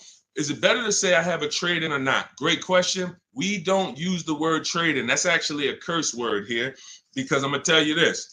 If you had this phone, will you get more money? I want everybody to lock in. Stay close to your keyboards. We're going to go through as many questions as possible. If I had this phone and I wanted to sell it online, would I get more money selling it online, or would I get more money trading it in for another phone? Type into the comments. Would I get more money for this phone selling it on the open market or trading it? Sell or trade? Thank you. Sell, sell, sell. Okay, shout out to the people that are locked in. So that's a good indicator of why trading does not get you the most money. Trading is a convenience thing. Now, we used to have to sell our cars privately if we wanted to get more money. Used to have to list them on Facebook Marketplace, have a bunch of people come by your house. They're driving it. Hey, you mind if I look under the hood? Strange people. We don't have to do that anymore. Why? Because there's big companies that cut cash checks for our cars, and it's easy to find them. I'm going to give you the 6. CarMax, Driveway, Carvana, Kelly's Blue Book Instant Cash Offer links you to a local dealership to get a cash offer. Auto Nation links you to a local dealership to get a cash offer. Car Gurus link you to a local dealership for a cash offer. This takes 20 minutes. This is step 2 in my book. I call it the equity assessment. You have to maximize the value of your current car. You're also going to learn that we don't mix transactions here. What does that mean? Whenever you do a trade-in, you're doing 2 transactions with one dealer. What does that mean? Every time you buy a car from a dealer, that's 1 transaction you did with that dealer. If you trade your car or sell your car to them, because that's what you're doing a 2nd transaction with that dealer. If you get your loan from them, you're doing a 3rd transaction with that dealer. And every time you do that, you're doing exactly what they want, because you're not giving you're not bidding out your loan on the open market to give multiple banks and lenders a chance to compete, and you're not listing your car on the open market, giving all of those 6 buyers that I just named a chance to compete. That's how you get the most money. You cannot get a great deal without maximizing each part of the transaction. You can't think that the same dealer that you bought your car from is going to pay you more money for your old car than anyone else would have paid you. That's why we do not trade. There's only one circumstance where you must trade. That's if you have a lot of negative equity and you can't pay the difference.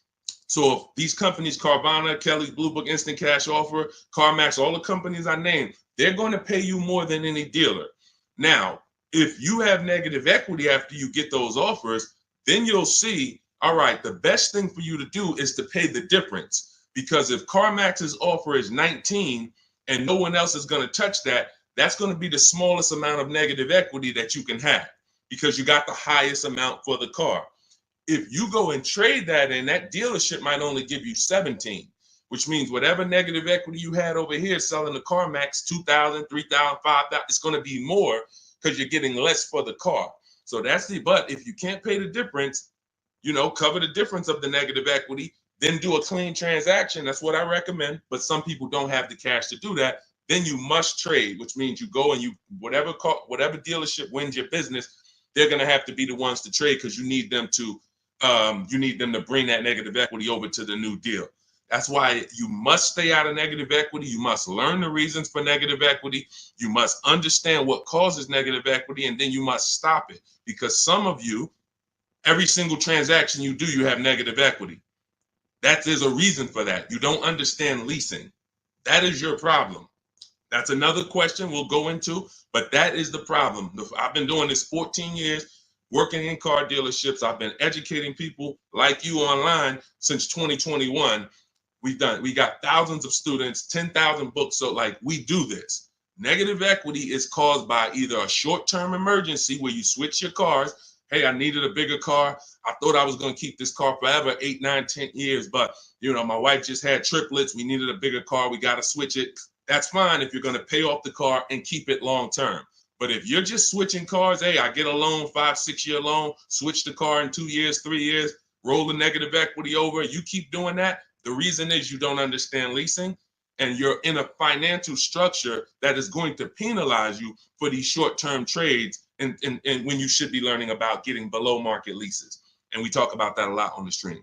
So great question. We do not trade. All of this is in my new digital book, Cars from Home, 7 Steps to Saving Time, Money, and Avoiding Dealerships. You can get a copy for 75% off as part of our launch offer in my TikTok bio, in my Instagram bio, in the YouTube comment section, or in the Facebook comment section. But it's only for 30 minutes. Once the 30-minute timer goes to zero, it's $97. And it's worth every penny at $97, but $24 is better. So go there, get your book, come back to the show. All right, see you in a sec. Go ahead, Dolan. Next question. $10,000 upsell. And you know what? Listen, this person grab this question, Dolan, for the next question. She said, I bought a vehicle during the pandemic, $10,000 upsell. I want to tell her about Bonita, but that'll be the next question. Let's get to C. Robinson on Instagram. We're in the midst of trying to lease a car. It's exhausting. Well, you're doing it the way they want you to do it. You're in there begging for discounts. You're in there walking into dealers, hoping you can get a good price. And what you don't understand is that 80% of dealers are overpriced. There's nothing you can do about that. Picture 10 dealerships on a block. 10 dealerships, they're all Nissan dealerships on a block. 8 of them are not going below a certain number. Doesn't matter how much you negotiate, yo, I'm not doing any better than this. And when they look at you and say, hey, Mr. Robinson, this is my best price, they're not lying. That's their best price. That's not their competition's best price. Their competition's best price is totally different. And what you have to learn is when you're looking at car dealerships, it's not like the Apple store. The Apple store, I go get an iPhone here, I could be in Southern California, it's going to be the same price. I can go up to Canada, it's going to be the same price in most cases. This is a convenience aspect. They fooled you into thinking, oh, the Nissan dealer you're at, we're just the closest one, but we're all the same. They're not the same. They compete every single day to see who's going to sell more cars. They report their numbers at the end of the month. They're competitors. They sell cars for different prices. So what you have to now do is bring that competition into your car shopping. You cannot do it going from dealer to dealer. If 8 out of 10 dealers are overpriced, then you need to figure out, how do I talk to all these dealers or communicate with them at one time to where I'm going to be able to get numbers from all of these dealers or whoever has a car, and I'm going to pick the winner. That is what we do. That's why our entire mindset and philosophy is called Cars from Home. There's only 3 reasons we're in a car dealership: to test drive, then we leave; to have our car appraised if we're selling it to a used car manager, then we leave; or to pick up our car because they don't deliver. That's the only 3 reasons. We are not there to talk numbers. We're not there to find out what's the specials of the day. We do all of that from home, online. You have the internet at your disposal. You wouldn't walk into a store to buy a $2,000 TV. Nobody would.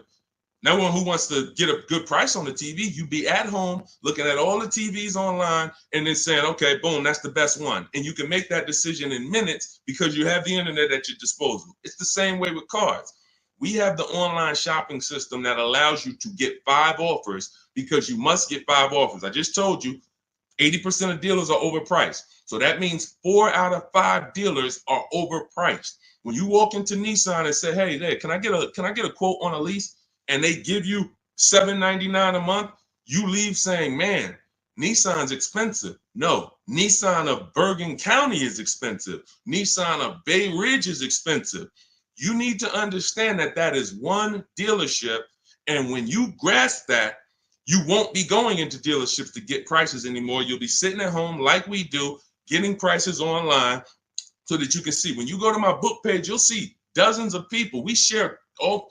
I've helped so many people learn this. I'm so fortunate because once I saw that they were able to do this, it just made me say, let me keep sharing their stories. See, anyone knows, okay, Deshone, you've been selling cars 14 years. You've been doing this since 2006. Obviously, you can get great deals. That's why all I do is share what my people who learn from me get, their deals, because they're all that matters. So you want to get 5 offers, Mr. Robinson. It doesn't matter if you're going to call and do it. Talk to sales managers. If I was calling, I would be calling and talk to salesmen. Now, who does not like talking to car dealerships? Type me in the comments. Stay close to your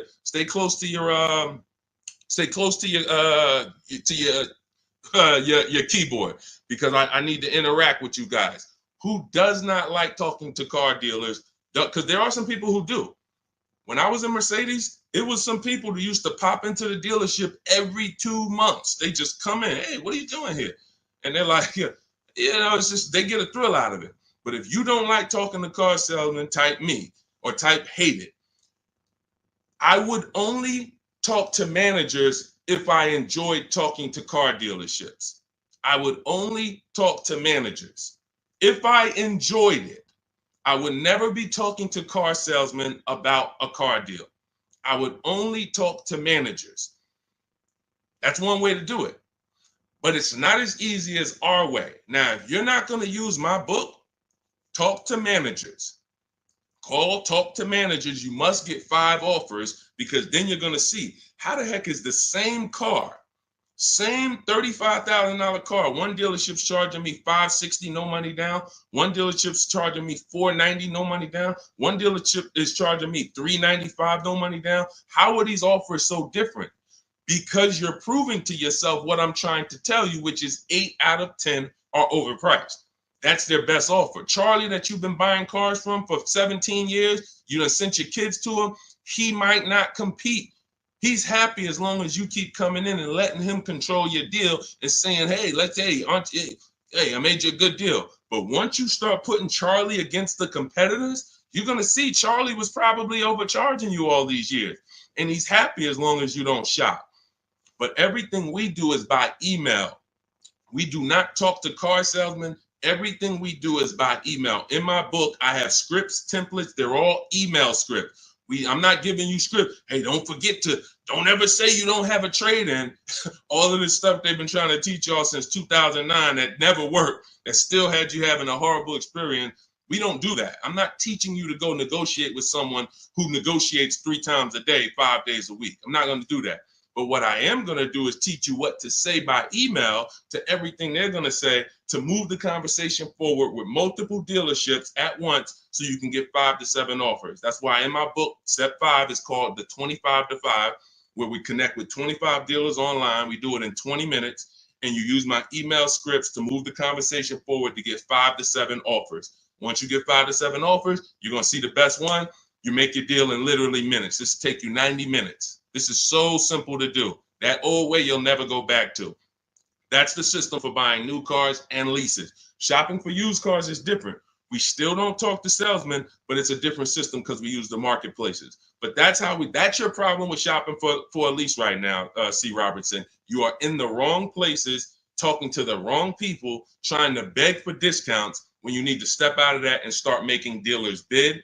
That's all in my new digital book, Cars from Home, 7 Steps to Saving Time, Money, and Avoiding Dealerships. It's the whole blueprint, step by step. You can't mess it up. We got grandmothers, single mothers, introverts. Doesn't matter. You cannot mess it up. So get your copy for 75% off in my TikTok bio, my Instagram bio, the YouTube comment section, or the Facebook comment section. Only for 30 minutes. Use it. You'll never have these problems again. Go ahead, Dolan. Next question. Great question. Let's go. Negative equity. Can I still get a good trade? Not necessarily. This person has negative equity and they're asking, can I still get a trade in value? I told you the first thing you want to do with negative equity is make sure you're getting the most money for your car. That's super important because if you could have gotten 18 for your car, but you're looking at 16 and you're saying, okay, based on 16, I have $4,000 of negative equity. Well, if you got 18, you'd have 2,000 of negative equity. So part of this entire transaction, which I call the equity assessment, is making sure that I have found the buyers who will cut me a cash check and pay the most money. I do not go into dealerships and have them look at me and say, yeah, well, based on what we could pay, you got about 8,000 negative equity. Again, you're not going to pay more money than CarMax, Driveway, Carvana, Kelly's Blue Book Instant Cash Offer, AutoNation, and Car Guru, Sell My Car. These are 6 offers, and these are people who every day they are fighting to buy vehicles. These are the people you want to be selling your cars to. People who every day all they do is get up and buy cars. People coming in there, hey, I'm here to pick up my check. They inspect the car, go into the accounting department, cut the check. Thank you, sir. Take off the license plate. Next. This is what they do. They're not trying to sell you a car. They're trying to buy cars. That's why we want to put our car in that market. So that's the first thing. Now, when you look at that, I have 2 strategies in my book for negative equity, and then a third one that doesn't lead to a car, because there's only 2 things that I've seen that stop people from getting cars depending on their situation. Credit is too bad, negative equity is too high, and they can't transfer it. We had people, I remember I was at the dealership, I'm at Mercedes, I got people with 800 credit scores not getting a car. They could afford it, can't transfer it. The bank's not going to approve it. They got 10,000 in negative equity. They're trying to roll it over to a $40,000 car, and they're trying to do no money down. So they want to finance the tax. They want to roll in the tax, the fees, and the negative equity. Bank's not doing it. That is how you could not get a car with negative equity. But there's 2 situations where you can. First one is if you can pay that difference. I already mentioned that. You get your 6 offers: Driveway, Carvana, Kelly's Blue Book Instant Cash Offer, CarMax, Carvana, Kelly's Blue Book Instant Cash Offer, Driveway, and Car Gurus and AutoNation Sell My Car. 6 offers. If you can pay the difference, do it, because now you got a clean transaction. Now there's no baggage. I'm going in to shop for my car. Now, you have to time your transactions. In the book, I teach you how to time the transaction. You're not selling the car to them right away because you got to go find your car first. But here's another great thing about these companies. When you find out your car is worth 18, that's my highest bid. Now let me go shop for my new car. I'm going to keep y'all right there. I might not sell my car to y'all for 30 more days or 45 more days, but y'all going to be right there. They're not going to be like, hey, we only want to buy the car today. If you don't sell it to us today, we don't want it. No, they're going to be there in 30 days. Now, the offer might change a little. I always say you run it again every 2 weeks. See if it's changed. You know, car values do drop, but usually by a small amount. But the point is, once you know what your highest offer is, now let me start getting bids for my new car or my lease, or let me start looking at the market for my used car to find my below market used car. Once I find that car, once I find the 20% dealership, remember that if you're locked in on that 80% are overpriced and 20% are the best prices, type 20 in the comments. For the people who understand, oh, Deshone, I keep hearing you say 80% are overpriced. So that means I should be focused on finding the 20, right? Yes, type 20 into the chat. So I know you are locked in on understanding this. So now you're looking for this 20% dealer who's going to sell the used cars at the best prices, who's going to give you the best prices on the leases. I'm not seeing enough 20s come in the chat. Come on, y'all, lock in. Don't be distracted. It's too many things. Don't be reading other people's comments. We got some weirdos that come in every day. They talking about stuff that's unrelated because they're trying to distract you.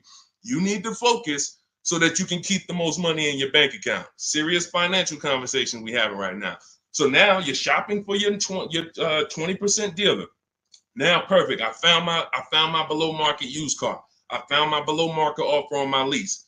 Now, as soon as I find that, I'm asking the used car manager there that I'm about to make the deal with, can you look at my car? Can you tell me what my car is worth? Now, we do this online because a dealership, no used car manager worth their weight or worth their title can't put a number on a car without seeing it. They do it all day long. Sit there, look at the auction, put numbers on cars, So we can literally say, hey, can I send you all the information about my car? Can you give me an idea of what you could pay for it? Once we send them the year, make, model, send them pictures, they might say, okay, look, I'll give you about 17 for it. I need to see it. They're always going to say, I need to see it 100%. But you're about to go over the finish line with them. So now what they can pay for the car is what they can pay. You can't look at what CarMax was giving. You can't look at what you were getting through AutoNation, the car buy. You can't do that because, again, this is a dealership who's beat all their competition to sell you a car. That means they're selling you the car at the lowest price. The chances of them being able to beat all the competitors who wanted to buy your car is very, very slim. Very slim, almost impossible. But every now and then you will run into a deal like this. And this just happened with Melissa.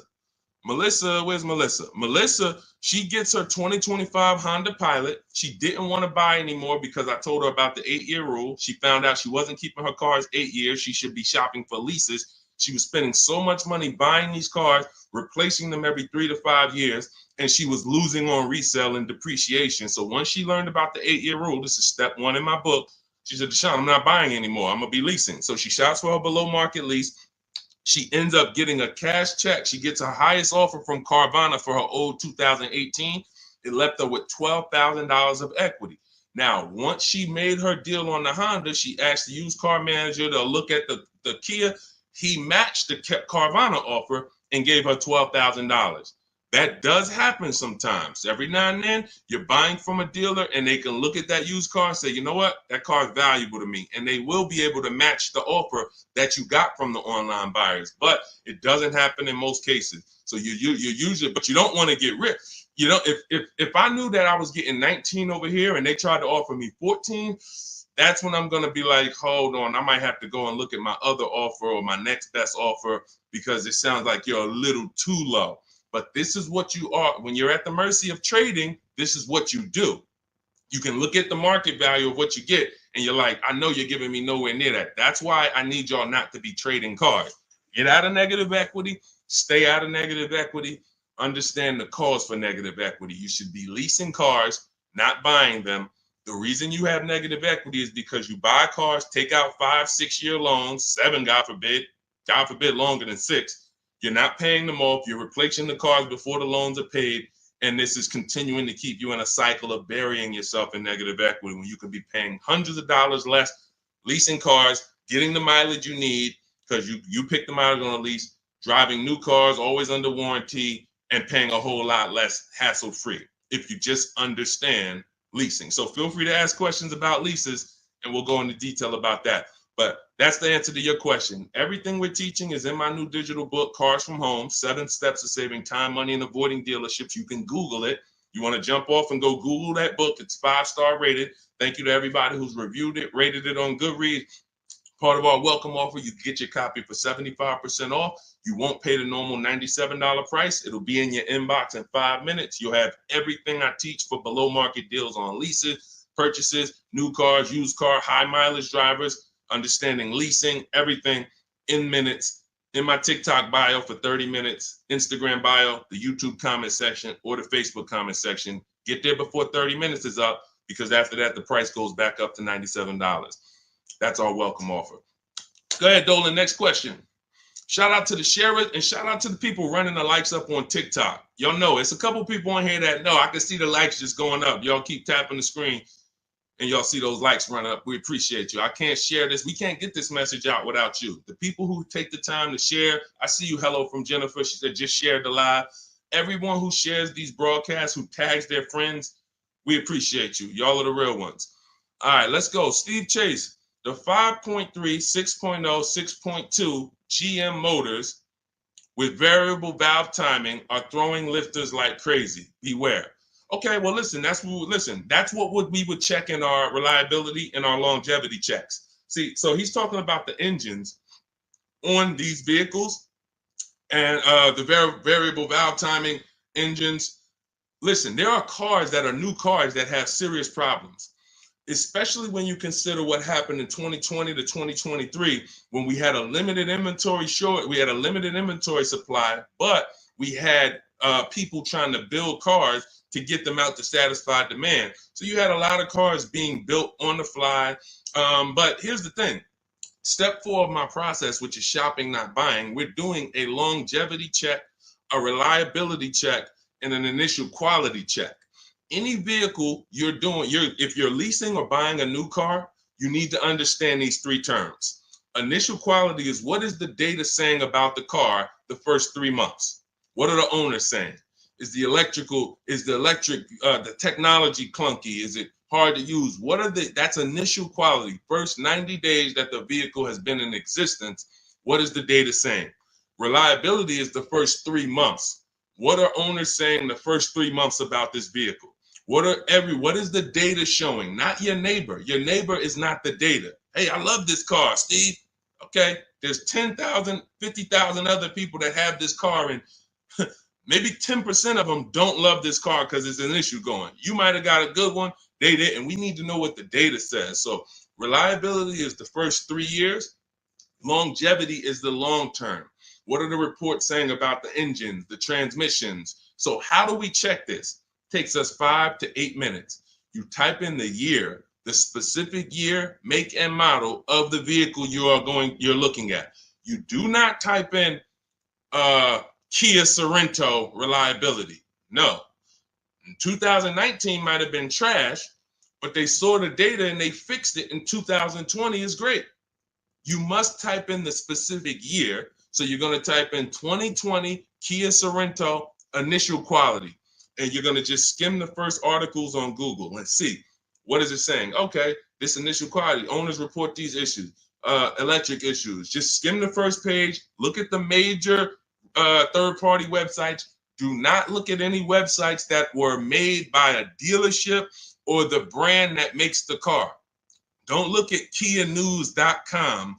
No, you want to look at the third-party sites to see what they're saying about this vehicle. Now, you move to, once it passes that check, You move to the reliability. 2020 Kia Sorento, reliability. Skim the articles. What is it saying? See any red? This vehicle, owners report less than average reliability on this vehicle. That's a problem. So once it passes that check, we move to the last one. And you don't have to do this if you're leasing. You're only doing this last one if you're buying. 2020 Kia Sorento, longevity. That's going to tell you right at the top. Owners report these engines last 80, 90,000, transmission issues, 80, 90,000 miles. Or sometimes you'll see right at the top, these vehicles last 200 to 300,000 miles when taken care of, well maintained. That's a great sign. Now, how do we make sure that the vehicle's been well maintained? That's a different issue. We talked about that a little earlier. This is how we do it with service records and all of that. But you must check what Steve is talking about is the DNA of the vehicle. That's what I call the DNA of the vehicle. An engine that they made, a transmission that they made, a steering system that they made. It's either good, great, or bad. If you got problems, you can't change the steering. You can't find one that was well maintained and taken care of and say, all right, great. Now I don't have to worry about those issues. Yes, you do, because they made the car like that. They made it with a bad steering system. They made it with a bad transmission. So when you do that, this is step 4 in my book, Cars from Home, 7 Steps to Saving Time, Money, and Avoiding Dealership. Step 7 is delivery. But step 1, most important question, leasing versus buying. We go into that. Step 2 is the equity assessment to make sure we get more for our vehicle, for our old replacement car. And that includes leases. Some of you didn't know you could sell leases. We've been doing it for 3-4 years, teaching people how to do it. That's in the equity assessment step. Step 3, we structure our deal. Step 4 is called shopping, not buying. Step 5 is multiple offers and multiple options. We're in the market. Step 6 is paperwork and protection. Step 7 is delivery. So step 4 is where we make sure we're not getting bad cars with bad engines, Steve. So the warnings is not there. If people are going to do what I just said, they're not going to be a victim of what you just said. If they're not, yeah, they'll end up with a car that's in the shop every 6 months. And that was an easily avoidable problem. So you can get your copy of my digital book in my TikTok bio, my Instagram bio, Facebook comments, or the YouTube comments for 30 minutes only. You get 75% off as part of our welcome offer. Go download your book. It'll be in your inbox. Make sure as soon as you get your book, you screenshot the thank you page. Right on the thank you page, it says click below to open your book. And I'm sending you another copy by email. But every now and then you type your email in wrong. You don't, and we can't send an email to a wrong email. So make sure you screenshot, get my support team's email. Just in case you type your email wrong, we can make sure you get your book. All right. Great concern, Steve. That's how we address it. Yeah, Dolan, pull the next question in. All right, great questions today. I'm loving these questions. What's going on, Duchess of Kings? I probably butchered that. Forgive me. Should I sell Hyundai Sonata that is highly stolen vehicle? I'm not understanding that question. Should you sell the Hyundai Sonata, which is a highly stolen vehicle? You're gonna have to, try to clarify that question.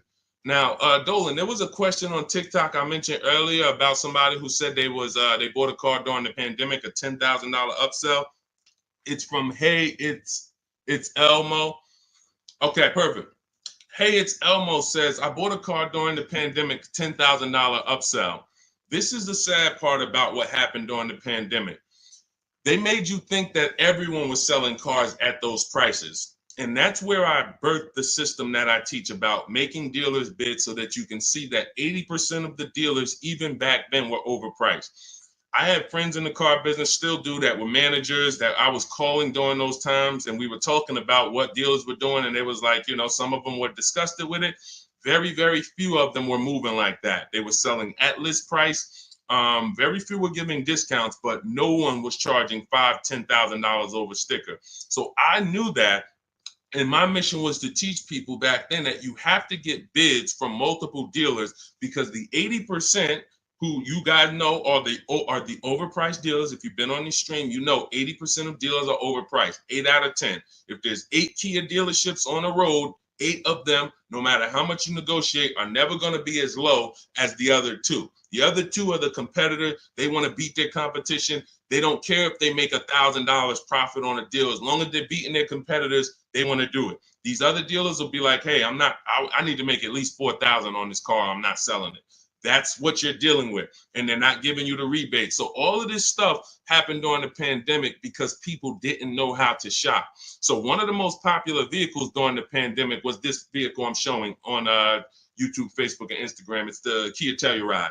And Benita, you can look at the year. This was 2022. We were still seeing people pay $5,000 and $10,000 over sticker for these Kia Tellurides.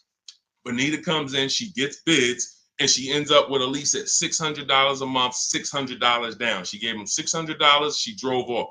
There were people, and if anybody is willing to say me and tell your story about the Kia Telluride, there are people that were paying $800, $900 a month for this exact same vehicle. They were leasing them and buying them for $5,000 and $10,000 over sticker.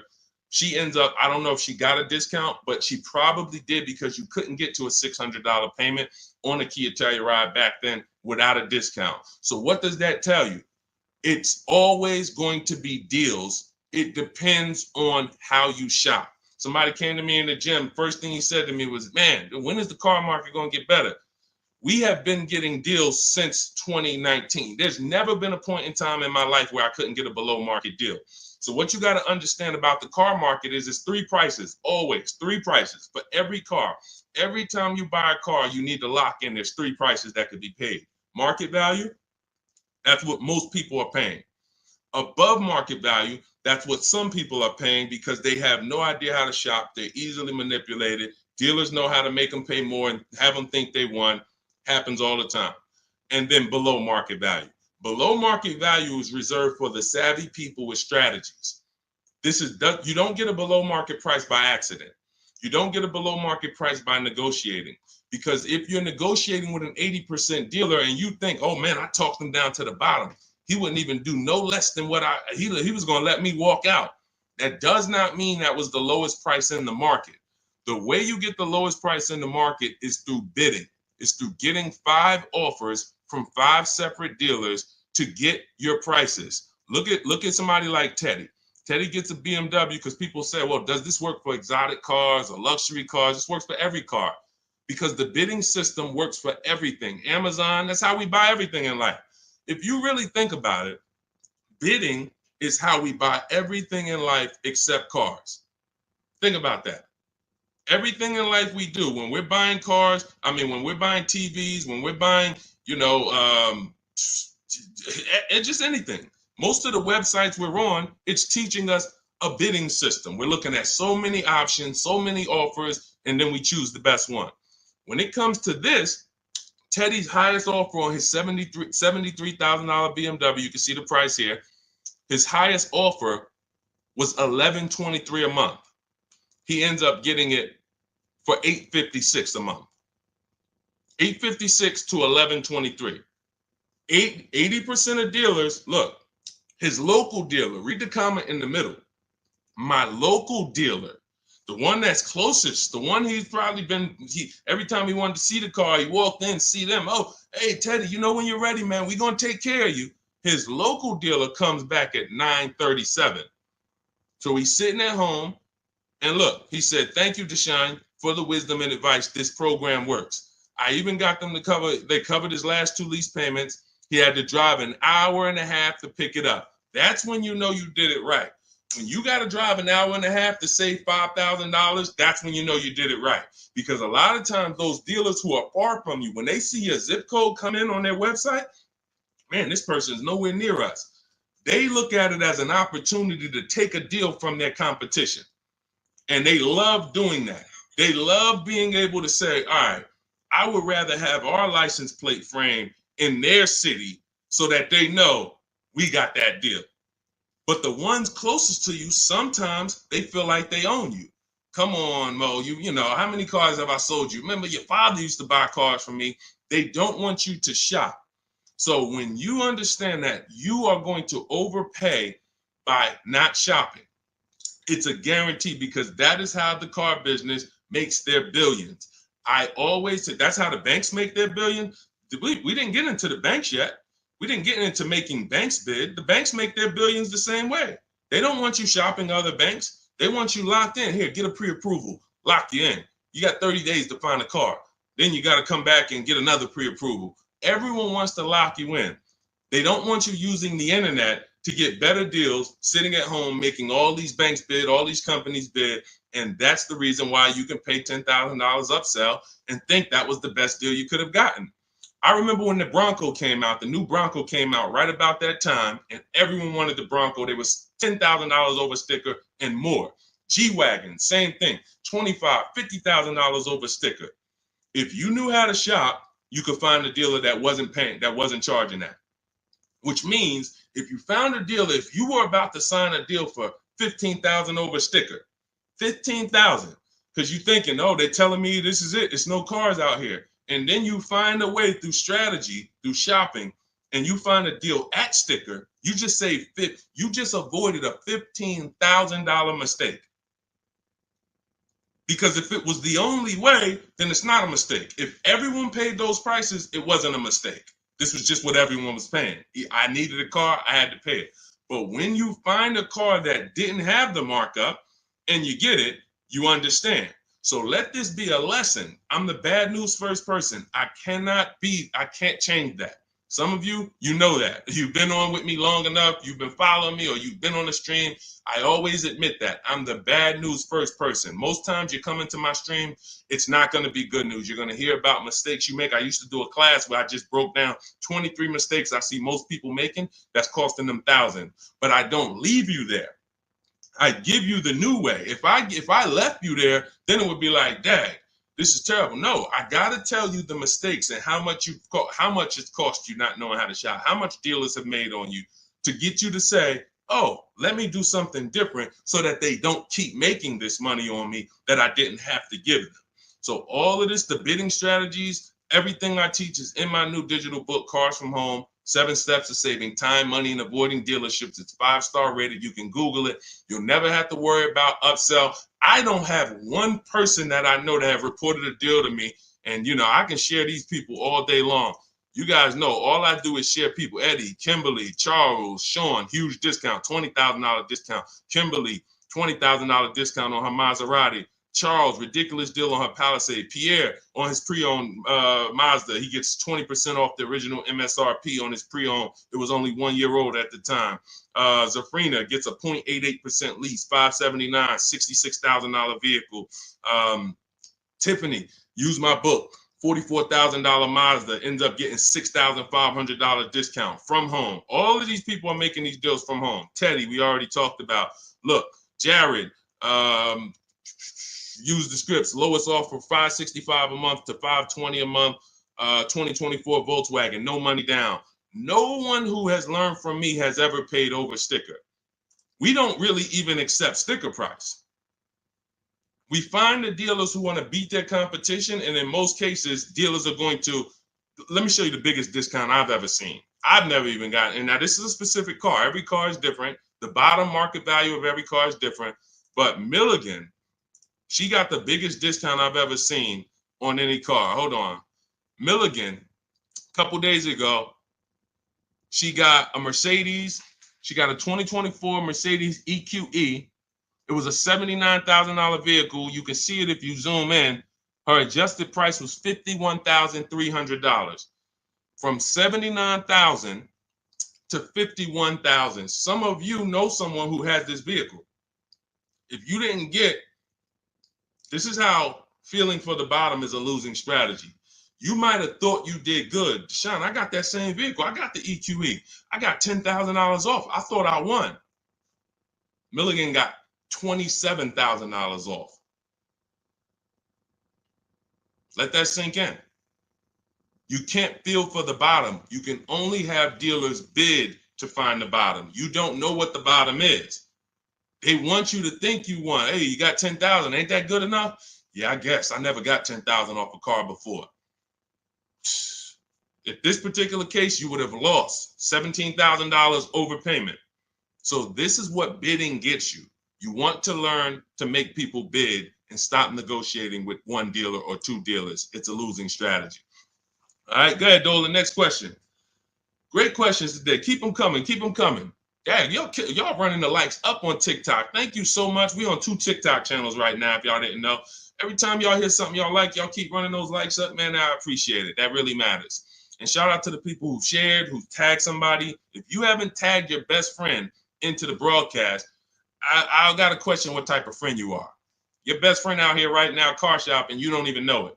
And you getting all this gold and you haven't tagged them in. What's up, Tracy on TikTok? Lease is up in 2 months. Use the private broker. How do I know if he gives a good deal? Great question. Most brokers are ripping you off. And here's the thing, they're controlling your deal. They're not bad people. They're just about the profit. So as a broker, we work on trust. When I was a broker, it was a trust system. So I care about you more than the dealer. Let me represent your interests. Here's the problem. If you don't have a broker who's sincerely shopping the market for you, then you're losing. We always separate our transactions. I call them the 3 pillars of great car deals. Who you buy your car from, that's one pillar. You need to get a great deal there. You need to get the best deal, who you buy your car from, 80% to 20%. Who I sell my car to, that's another transaction. And that includes an old lease. We haven't talked about selling leases yet. No one's asked. But we sell leases. If there's equity, we sell them. So if you give that broker your old lease and you didn't do an equity assessment, now they have control of that. And then lastly, if you're not leasing, you're getting a loan, who you get your loan from. That's the 3rd transaction. So there's money in each of these transactions. There might be $7,000 with rebates and discounts in the car you're buying. Could be more. You saw Milligan's deal. She got $27,000 off. It was huge rebates that no one knew about. Then you have money in your old car. You might have a couple thousand equity in your lease or equity in your old car. Now you're giving them control of that. And now the car that you're, if you're getting a loan, the interest rate, you're giving them control of that. If you could have got 5.9, but they're giving you 7.9, then there's markups in your interest rate. There could be $2,000, $3,000 in markups there. So you're giving them control of all of this money. So how do we sincerely know if a broker has gotten us a great deal or not? They're giving us a market report. See, in Cars from Home, in my book, you're going to learn to do a market report. Very simple. 25 dealers in my book, step 5, we reach out to 25 dealers online. Takes us 20 minutes for a new car or a lease. I call it the 25 to 5 because we're connecting with 25 dealers online using my email script, and we're going to get 5 offers minimum. 25 to 5. So at the end of making our deal, everyone who I just showed you has a market report. They know what this dealer said, what this dealer said, what this dealer said, what this dealer said. This dealer didn't have a car. This dealer didn't have a car. This dealer had a car, it was the wrong color. This dealer, then they have these offers so that they know they didn't leave any money on the table. And they do this in 90 minutes. So literally connecting with 20 dealers takes 20 minutes. Using my scripts and all my copy and paste stuff takes 90 minutes to make these deals online.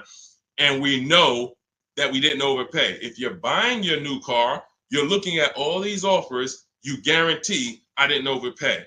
If you're getting your selling your old car, what are the numbers from CarMax, Kelly's Blue Book, Instant Cash Offer, Carvana, Driveway, AutoNation, and Car Gurus? What are those 6 offers? If the broker didn't tell you this is what the 6 offers are, this is what your offers are for your old car, they usually have a wholesaler that buys the cars from them. Hey, this person wants to sell a car. Hey, what could you pay me? And then this wholesaler cuts them a check for $1,000, $1,500, $2,000, and then they take the car. They're using their network. They're not taking you to the market. That's the problem with brokers. When I was brokering, I had a network, but it was always trying to expand. But here's the thing, every dealer doesn't work with brokers. Every dealer won't pay a broker. So you might think, well, I paid them $500 or $1,000. They want to also get paid from the dealer. The dealer cuts it. That's why most brokers make deals with the same dealers, because those are the dealers who do business with brokers. They'll cut them $1,000 check, $2,000 check. If you bring them a heavy customer who gets a G-Wagon, they'll cut them a $4,000 check. If that's not in their network, they're not going to shop you to those people. So you're giving control of people, you're giving control of thousands of dollars of your money to someone who's going to control it on a process that you could do in 90 minutes once you learn my strategies. It's no point in you could be a broker. Anybody who uses my strategies could literally go to people in their town and say, hey, man, I'm a master at this. Pay me $500, I'll shop for you. This is how I would broker. I would be getting reports. If I was shopping for a used car, using my strategies in my book, the multiple marketplace strategy, you're able to see the low side of the market. I teach you how to assess what are the low side, what's the high side. I teach you how to narrow it down to your top 3 to 5 choices. I teach you how to get the new car price so you know what the real discount is and what the real equipment is. You could give that to a customer. They'll be like, no one's ever done this for me. That was worth every bit of the $500 I paid you, $700 I paid you. But if a broker is not doing that and giving you a transparent spreadsheet of offers, then they just controlled your deal, sold it to their network, and collected the biggest check for you, for themselves. That's how it works. So get your copy of Cars from Home, my new digital book, 7 steps to saving time, money, and avoiding dealerships. Part of our welcome offer. You get it for 75% off. It'll be in your inbox in literally minutes. You can go to my TikTok bio, my Instagram bio, click the website, or my Facebook comments, or my YouTube comments. Click the website to activate your 75% off. Get your book. You'll have all my strategies for below market leases, paying less than everyone for new cars, used cars, how to get quality cars, high mileage drivers. We got a lot of questions that haven't been asked today. High mileage, selling leases, all of this stuff we haven't talked about. That's all in there step by step to make sure you pay less than everyone else and you do it from home without having to negotiate or beg or have down payments or any of the stuff that they want you to think you need. But after you get your book, make sure you screenshot the thank you page because it has my support email on there as my team. In case you type your email wrong, we'll make sure you get your book. We can't send the book to a wrong email. Also, as soon as you get your book, you'll see a link below. It says click below to open your book because you might want to just open it and save it right there to your computer and then come back to the stream. But go get your book. It's part of our welcome offer, but it's only for 30 minutes. Once the 30-minute timer is up, price of the book goes back up to $97. And some of you knowing what you know, knowing what we've covered in this stream so far, you understand the book is worth every bit of $97. It's worth more than that.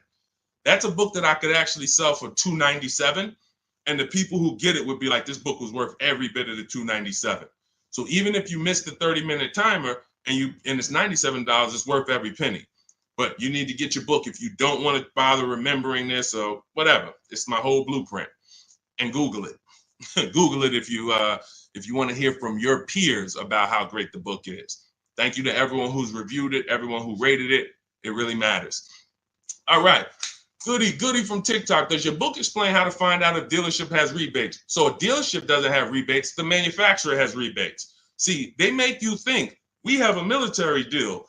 We have rebates. No, it goes to the region because the manufacturer has to keep the dealerships competitive. So he can't give one Jeep dealer $2,000 rebate without giving it to the other Jeep dealers. It doesn't come from the dealership. It comes from the manufacturer. This is a clue for you to understand that one dealer can't do something another dealer can't do. If one dealer who earned your business, when you use this bidding system and you start getting at least 5 offers for cars, beats everyone else, you'll see, wow, they're taking off $10,000. These other dealers wouldn't take off no more than $5,000. What, did they have better programs? No, they didn't. They just were comfortable selling and competing against their competitors to beat them, and they gave you all the rebates and everything they had to make a deal with you. These other dealers wanted to make $5,000 on you, $7,000 on you. They weren't going to go below that. So when they said, hey, Goody, that's our best offer, they weren't lying. That's their best offer, but it wasn't their competitor's best offer. So the only way you are going to get the rebates is for you to understand you cannot ask for them and get the truth and know the truth. You have to get bids to reveal the truth. You could have a $5,000 rebate on a vehicle. Dealer might come to you as you walk in because you're negotiating and that's what they like. And then you say, hey, give me your best price. And they say, okay, well, I'll give you this. And by the way, we got a $2,000 rebate I threw in there for you. Oh, that's great. Now you think you're doing good. They just told me about a $2,000 rebate I didn't even know they had. You go to another dealer, they tell you it's a $3,000 rebate. But once you get bids and you're looking at 5 to 7 offers, you see, wow, it's actually a $5,000 rebate. You have to reveal that. We had a woman in California, Shonda, she was buying a Volvo XC60 or XC90 at the time. She's using our strategies. She's in Northern California. She got a Costco program rebate on our scripts in my book. I teach you how to put any affiliations you have. There's certain things you must have when you contact a dealer for a new car quote or a lease quote. They need to know your zip code, what you do for a living, what vehicles in your household. Many of you can't get quotes because you're just not giving the dealer what they need to actually give you a quote. So that's why I have the templates in there that you just fill in, send it to them. So on her deals, she sees that there's a rebate for Costco members. There's also some other rebates, but she found out that the best price she was getting was in Southern California. It was 3,000 or 4,000 less than all the dealers in Northern California. So I said, well, what are you going to do? She said, I just booked a plane ticket. It was $79. I said, that's exactly what I would have did. I'm flying to Southern California to save almost $4,000. Cost me $100 for a plane ticket, and I'll drive back up to Northern California in my new vehicle. See, you must reveal the rebates. Dealers will tell you there's 5,000, there's 8,000, but if you're dealing with an 80% dealer, and all of you who've been on the stream, you know the 80% of dealers are overpriced. We've already talked about the 80 and 20. Out of 10 Volvo dealerships, 8 of them are going to be overpriced. No matter how much you negotiate, you can't win. You're never going to get a below market price from the 80%.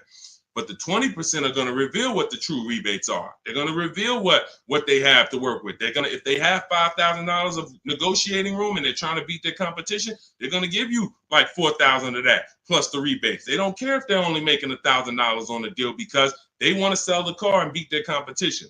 The other dealers, the 80%, they're not there. We're not making less than $5,000. We're not doing the deal. And that's it. We'll sell it to somebody else. We'll sell it to somebody else who doesn't know how to shop. We'll sell it to someone else who walks in and tries to negotiate with us. We'll sell it to somebody else who doesn't make us compete against competitors. We're not going that low to earn your business, Mr. Goody. So that's okay. That's why we sit at home. We talk, we communicate with not just them, but with all of their competitors. That's why the strategy in step 5 is called the 25 to 5. You're going to be connecting with 25 dealers in 20 minutes using my email scripts to get 5 to 7 offers. And next thing you know, you found the highest offer, the best offer, and it might be an hour and a half away. Look at Sean's deal where he saved $20,000 on his F-150 Lightning. Some of you may know someone who has this vehicle. Didn't save 20 grand off of it. Look, he said $73,000 F-150 Lightning. He ends up getting $49.90 discount plus $15,500 in rebates. Now, I go to him and I said, look, because some of you would have been like, wow, that sounds like a good deal. We need to go and take that deal. But here's what I had to ask him. I had to ask him, if you don't know, if you haven't seen the other offers, we don't know for sure this is the best deal. We don't know for sure this is the best deal because what if you could have been Milligan and you could have got $27,000 off? Type dollar signs if you want all the money off. Type all the money if you want all the money. If you would be mad saving 20,000 because you could have saved 27, if that extra 7,000 would make you mad, would bother you, you didn't get that, type all the money. Type dollar signs if you like Deshone. Yeah, I don't care if I'm getting 20. If I could have got 27, I want the 27. So this is how we prevent that. You must get offers to find out. So the $15,500 discount from Sean is we don't know it's the best offer until we look at the other offers. Now let me find the clip where he explained how he had to go outside his state. Hold on, I got a lot of pictures here. He had to go outside his state to actually get the best offer. Hold on. Here we go, right here. He says, I guess I could have put a little more info on here. Yes, he said, I got about 15 quotes. I couldn't find anything under MSRP. I ended up expanding my search to 150 miles outside my area to find this deal. I'm going to another state to pick this up, which is something I never would have thought before. And I can't see the rest because the comment's blocking it. So he was local minded like you. I'm just going to find the best deal locally. Once he starts using my systems and finding out, wait, I could talk to a dealer that's 200 miles away from me the same way I'm talking to a dealer that's 20 minutes away from me. He expands his search. The dealer who's in the next state over saves him 20 grand total, gives him all the rebates. He drives to the next state to pick it up. That is how you win. What's up, Aways? Good to see you. That is how you win. Local business is dead. That doesn't mean the local dealer won't win the bid, but they must win the bid. Car dealers are not your friends. Hey, you might have been, it's going to be hard for you if you've been inviting your car salesman to the barbecues and they know all your kids and all of that. The whole thing is trust. That's what they're basing it off of. And watch this. If they don't mind competing, you can still come to the barbecues. But I need to make you compete with your competitors, because I need to know if the price you're giving me is truly the best price. And if I've been your customer for 10, 15 years and you sold cars to my family, then every time you see we need a car and you see I'm putting you up against your competitors, you should be like, well, that's Mr. Goody right there. You go out, talk to your general manager, go to him and say, hey, look, I know we don't normally sell a car below this, but this guy, he's shopping different now. He used to just walk in and let us negotiate with him, and we make five grand on him, 4 grand, 3 grand, 8 grand. And now he's making us shop. I don't really want to lose this guy's business because they buy a lot of cars. Can we do something to beat all our competitors? Talk to your general manager and get it done. I go to his barbecues, he's invited me over. I know his kids. But if they get mad at you because they're like, wait, come on, what do you mean you put me through all of this now? Then you understand. You've been making money on me for years, and now you're pissed off because I'm making you compete. That's good. We needed to know that. Thanks a lot, Charlie. Hey, hope you enjoyed the barbecues. You won't be back. All of this is in my digital book, my new book called Cars from Home, 7 Steps to Saving Time, Money, and Avoiding Dealerships. You can get it for 75% off as part of our welcome offer. In my TikTok bio, click the picture of me. My Instagram bio, click the picture of me. You'll see a website there, and then click the button that says 75% off my new book as part of our welcome offer. I have one in the YouTube comments or the Facebook comments, no matter where you're at. Get your book, but it's only for 30 minutes. After that, price goes back up to $97. So $97 is worth it. $24 is even better, and it'll be in your inbox in 5 minutes. You'll have all my strategies for below market leases, below market purchases, below market used cars, leasing versus buying, bank bidding war, making banks and credit unions bid without hurting your credit. Everything will be there for you for $24 if you get there before the 30 minutes is up. Go ahead, Dolan.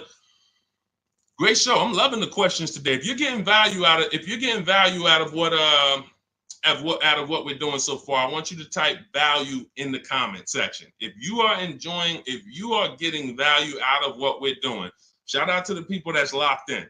Shout out to the people that are locked in. I want you to type value, value, value, value, value, value, value, value, value. I see.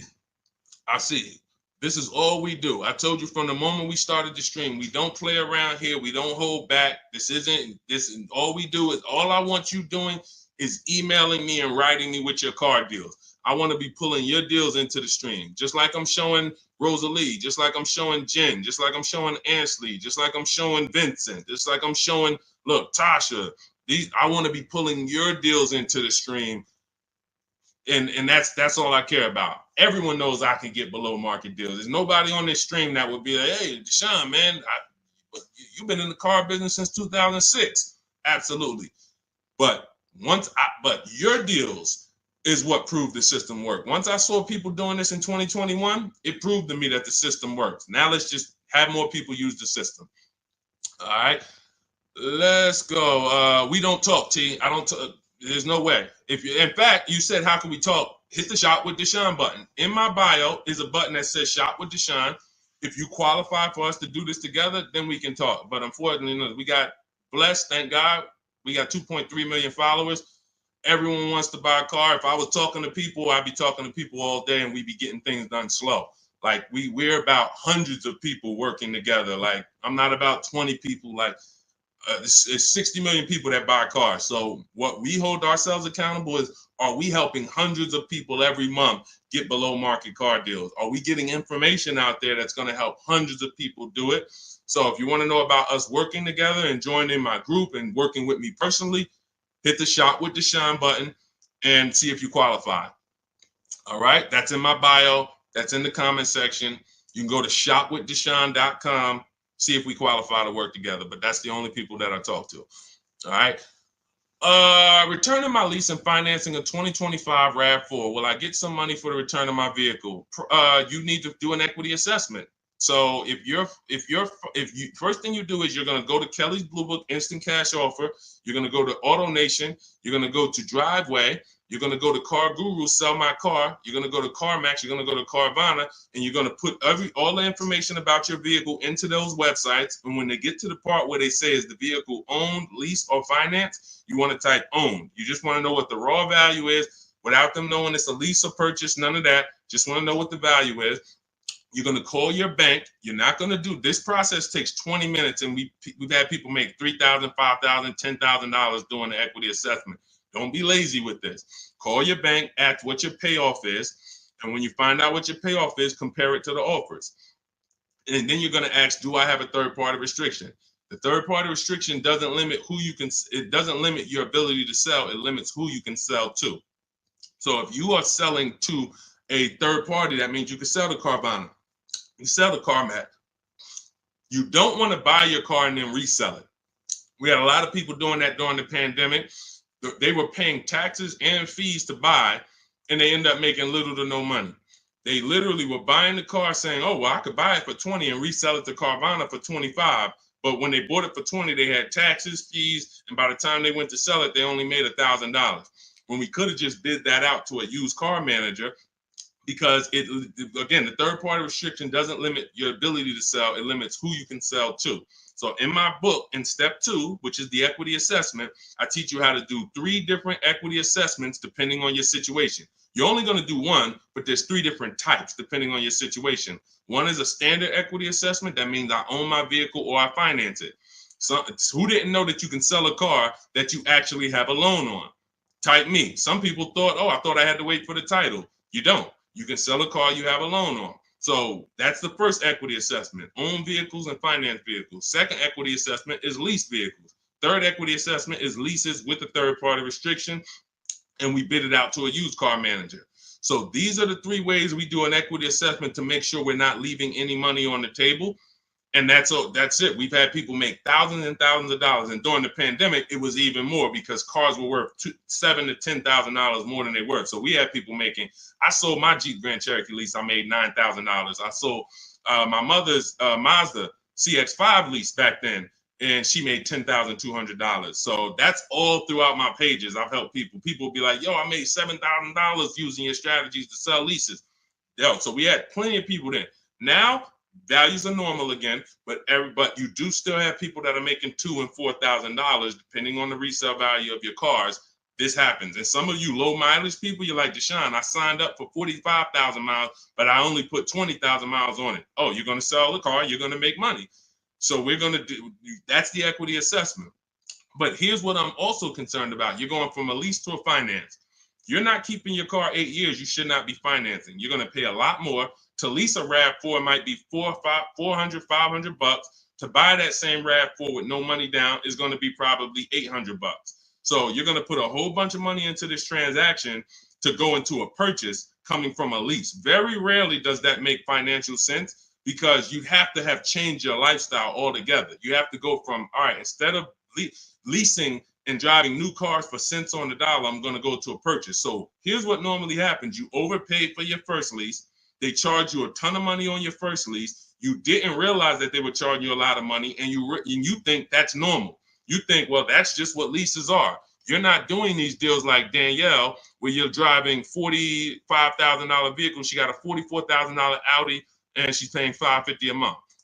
Or Greg, $56,000 Kia EV6. $527 a month, no money down. All of these are no money down deals. You can read the comments if you're on Facebook, if you're on YouTube, screenshot the comments. Look, Maserati, Kimberly's Maserati, $91,000 vehicle, first month's payment. Look, down payment, first month's payment only, $944 a month. That's a 1% lease.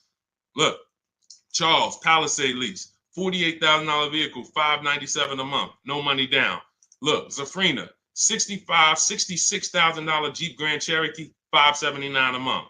You're not doing leases like this. They overcharged you for your lease. You overpaid for it. And now you're like, well, I might as well buy the car. I've had people say that on comments. Well, leasing, it costs the same amount to buy. Well, you just overpaid for your leases and you think that that's normal. So now you're comparing overpaying for leases to buying. And yeah, it might be a similar price. But you compare these deals, look, Zafrina's 0.88% lease, $65,000 vehicle, that would normally be $1,300 a month to finance, $1,200 a month if she went in there with no money down to finance that. So I'm big, besides the actual returning of the lease and that equity assessment, I'm more concerned about why you're switching from a lease to a finance. And it's usually because you overpaid for your lease and now they talked you into just buying a car because you didn't see any value in overpaying, because there's something I call the 1.5% rule that I created, which shows you when you've overpaid for a lease. You take the MSRP of the car and you just multiply it by 0.015. Your payment cannot be any more than that with no money down at 12,000 miles per year. So if I took my car, if I'm looking at a $50,000 car, the max I do multiply by 0.015. The highest my payment should be with no money down is $750. With no money, and that's the highest. That doesn't mean that's a great deal. I just showed you 1% leases, 1.2% leases, 0.88% leases, but this is where it caps out at. This is where it doesn't make sense to lease the vehicle anymore. You're paying too much money for a vehicle you're giving back. If I multiplied that by 36, I'm paying $27,000 over 3 years for a $50,000 vehicle. There's no value in leasing that vehicle more than that. There's no value. I'd be better off buying it, but we don't do that. We just go pick another vehicle because that vehicle usually has a bad lease program. If you're shopping, if you just went into one dealer and you're dealing with an 80% dealer, then no, you probably just dealt with an 80% dealer. They overcharged you, made $8,000, $9,000, $10,000 on you, and left you out. And you were just like, well, I guess this is it. No, they made a ton of money on you, but that's why you need to learn how to get below market leases. You'll never hear me say you should be leasing cars if you're not keeping your cars 8 years. You'll hear me say, if you're not keeping your cars 8 years, you should be shopping for a below market lease. A below market lease. 1%, 1.2%, no more than 1.5%, getting bids so that you can get all the discounts and all the rebates, and so that you don't end up in an overpriced lease. Below market is all that matters. All of these deals I just showed y'all, if you type them into Google and you saw what the advertisement is for those same cars that we just went over in the last 3 minutes, you would be like, those deals, none of those deals, Danielle, Kimberly, or Maserati, none of them are even nowhere close to what they're advertising those cars for. That's how you know they're below market leases. All right. All of this is in my new digital book, Cars from Home. You get your copy for 75% off. That means you'll get it for $24 if you get there before the 30-minute timer is up. It's part of our welcome offer. It's called Cars from Home, 7 Steps to Saving Time, Money, and Avoiding Dealerships. It's a digital book. It'll be in your inbox in 3 minutes. You can get it in my TikTok bio, in my Instagram bio, in the Facebook comments, or in the YouTube comments for the next 30 minutes. Make sure as soon as you get your book, you screenshot the thank you page. And on that thank you page is the link to open the book. So you can literally open it, start using all of these strategies for the rest of your life. And every time something changes in the market, I update the book. Vroom used to be in the book. Some of you know Vroom went out of business. I went right into the master file, took Vroom out, updated it. If I update a script, I go right into the scripts, update the master file. You open the book. Every time you open that link, it's a new copy of the book. So that's the things I couldn't do with a physical book. Things change. We use online systems. New websites come into the business. Websites go out of business. We need to make sure it's flexible. Every time something happens, we update it. Boom, and you got the latest and greatest strategies. Beautiful. Grab your book, 75% off before the 30-minute timer hits 0. All right, y'all. Listen, we did a lot.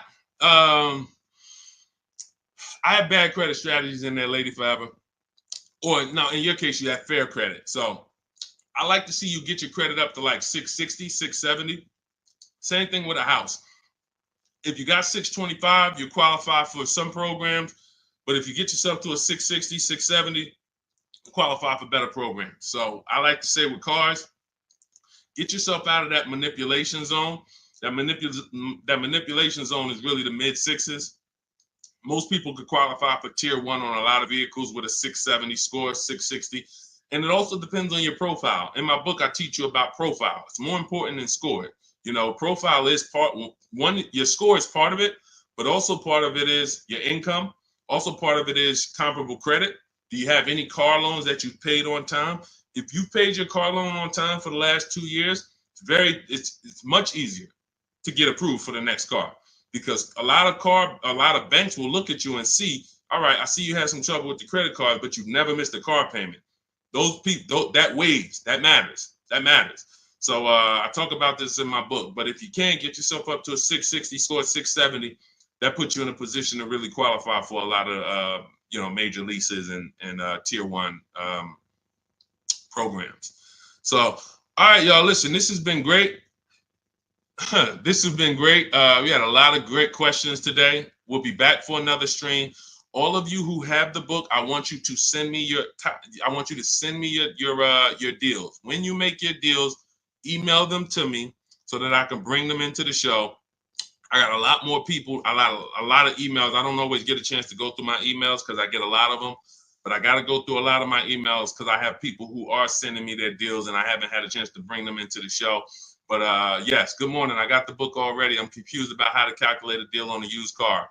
Just when you narrow it down to your top choices, get the new price, use the true value calculator, put the new car price in with the asking price, and it'll tell you what the true value discount is. We buy based on the true value discount. We didn't get a chance to talk about that in the stream today. Again, there's so much in the book. We could be here for 2.5 hours talking about different things, because me talking to you about leasing is different than what I'm talking to a person who's buying a used car about. That's different than a person who's buying a used car cash or buying a new car cash. That's different than a person who's going to be using the bank bidding war and putting banks against each other.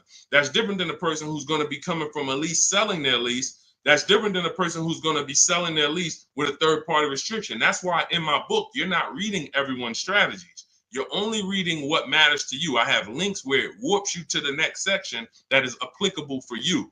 If you're not leasing, you're not reading anything about leasing. You're on a purchase path and you get to the end of the section and it says, okay, if you're purchasing, then based on this, click this link. If you're doing this, if you have good credit score, click this link, it warps you here. If you have bad credit score, click this, it warps you here. So it's all about making sure you're on a path that is applicable to you, not following a bunch of advice that is for someone else or even a deal you might make later. You'll use the used car strategies, but that's later. Right now, I'm on the lease path. I don't need to read about used cars. This is how you stay focused and get to your goal really quick. But that's how we do. Just follow it again. You got to realize this is a new system for you. You're not used to having a process. So if you need to just go through the steps again, let me make sure. He said, do this first. Let me make sure I did that. Said, go to the websites, open up accounts. Okay. If you didn't go to the marketplaces and open up accounts, you skipped the process. You can't just open the websites and then don't set up your accounts, because now every time you come back to the marketplaces to shop for your used cars, you don't have any alerts. You don't have any new inventory alerts. You're not getting alerts of the new inventory. He says, set up a shopping email so I don't mix it with my personal email. If you go and you're getting offers in your personal email and you're like, Deshone, it's hard for me to get to these offers. Yeah, that's because you got your work email, you got your internet stuff, you got your sites that you've been visiting, you got your newsletters you're a part of, and now you're trying to communicate with 25 dealers in that same email thread. It's never going to work. That's why I set up a shopping email. I say set up a Google Voice. We don't just have dealers calling our phone, so we don't have to talk to dealers. We don't have to, yo, Deshone, how can I stop these dealers from blowing up my phone? You skipped the step. You didn't set up the shopping phone number for free that I told you to set up. Put on do not disturb so no one can even talk to you. These are all steps that you need to review. But here's the beautiful thing. Once you get this, it's the muscle memory. See, I could do this in 90 minutes, 60 minutes sometimes, because I've done this hundreds of times for other people, myself, and I wrote the blueprint. Once you get to the point where you're like, wait, I'm going to trust this process and stop trying to come with my own ideas. If he says do this, I'm doing it. He says go to this website, type this in, I'm typing it in. Then I go to the next step. So typically the people who do the best, the quickest, it's very easy for you to follow directions. But some people, that's not your learning style. It's harder. But you'll eventually trust the process. It's going to take you longer. But it's not the process, it's you.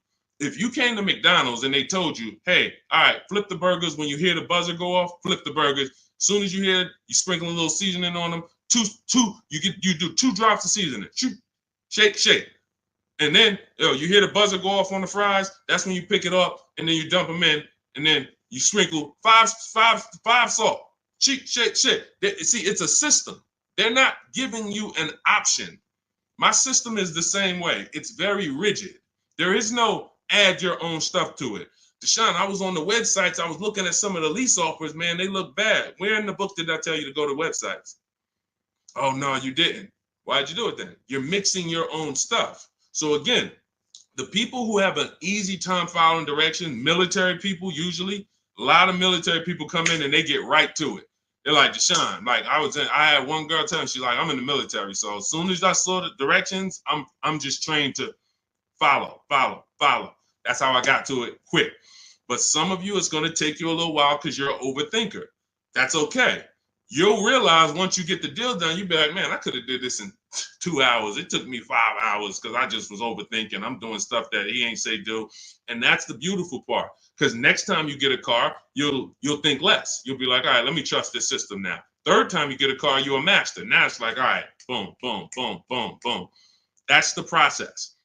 So get on the train. Get your copy of Cars from Home, 7 Steps to Saving Time, Money, and Avoiding Dealerships. It's a digital book, so it'll be in your inbox in 3 minutes. You can start using these strategies for the rest of your life, sharing them with your families, shopping empowered, making dealers and banks bid. You're no longer begging for deals. You're no longer spending an hour in a dealership. My God, I've gotten so many cars. I've never spent an hour in a dealership. Since 2015, I have not spent 1 hour in a car dealership to get a car, not one. And I show you my car deals, I talk about them, I pay less than everyone. Unless you were using my strategies, then we'll probably pay the same amount. But as far as the cars I get, every lease I've gotten, ridiculous. 1% leases, never had to be in a car dealership. So you could say goodbye to Deshone, I never got to spend more than an hour you never spend more than 30 minutes in a car dealership again. That's just what we do. That's just, the system proves it. So go read the book. Go get your copy, 75% off in my TikTok bio, my Instagram bio, the Facebook comment, or the YouTube comments. Click the link and then click the button that says 75% off. Welcome offer. Make sure you get there before the 30 minutes is up. All right, we'll be back. We will be back to talk more. But everyone who got the book, I will see you in the book because you'll be linking the videos with me. You'll see I got a bunch of surprises in there. So go get your book, and I'll see you all on the next stream. God bless you.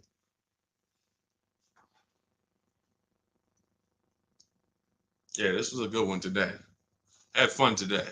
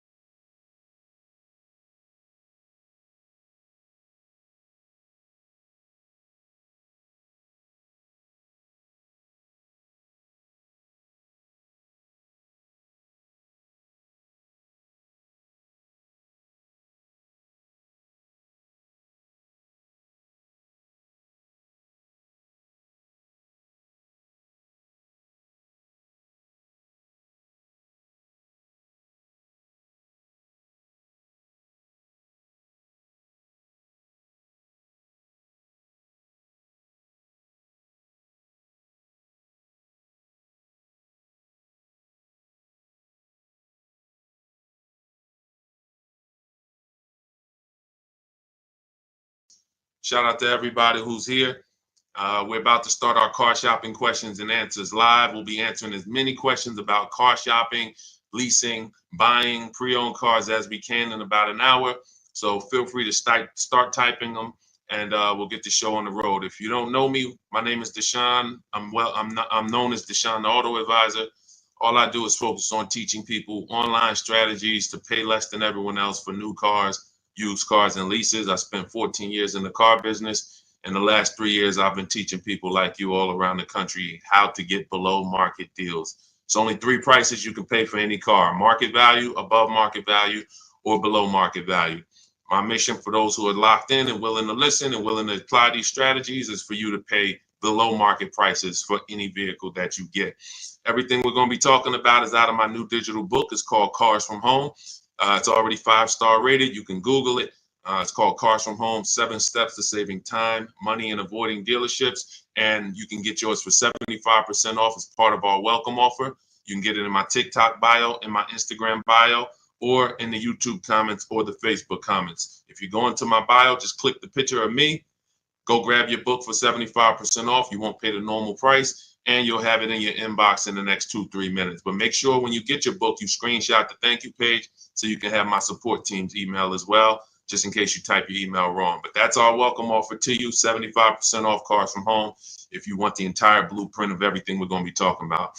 Okay, so with that said, now the housekeeping is done. You guys know that's only a 30-minute offer. So after 30 minutes, that welcome offer is gone. So if you like what you're hearing, definitely go and grab your copy of Cars from Home for 75% off in my bio or in the comment section.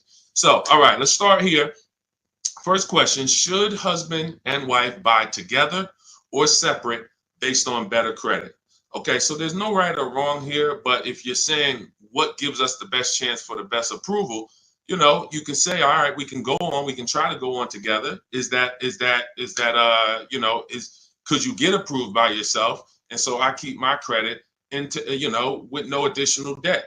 Or if I'm trying to build credit and you're trying to build credit, then all right, we might go on together. But if it's not necessary for us to go on together, then you may want to keep your credit profile separately and just, get the person who can get approved the individual approval.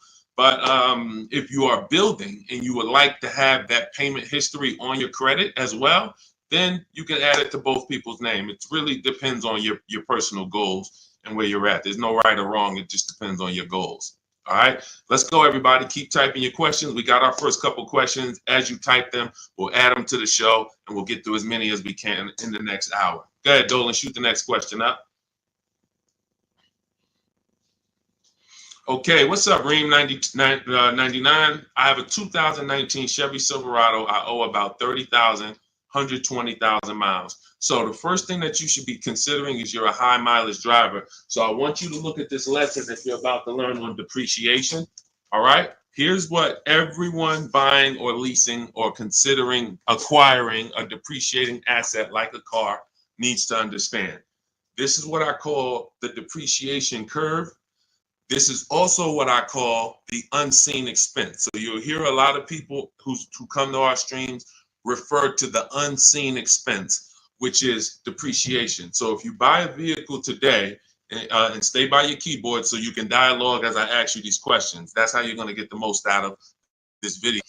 As if you buy a car today for 40,000, let's say I left it outside your house.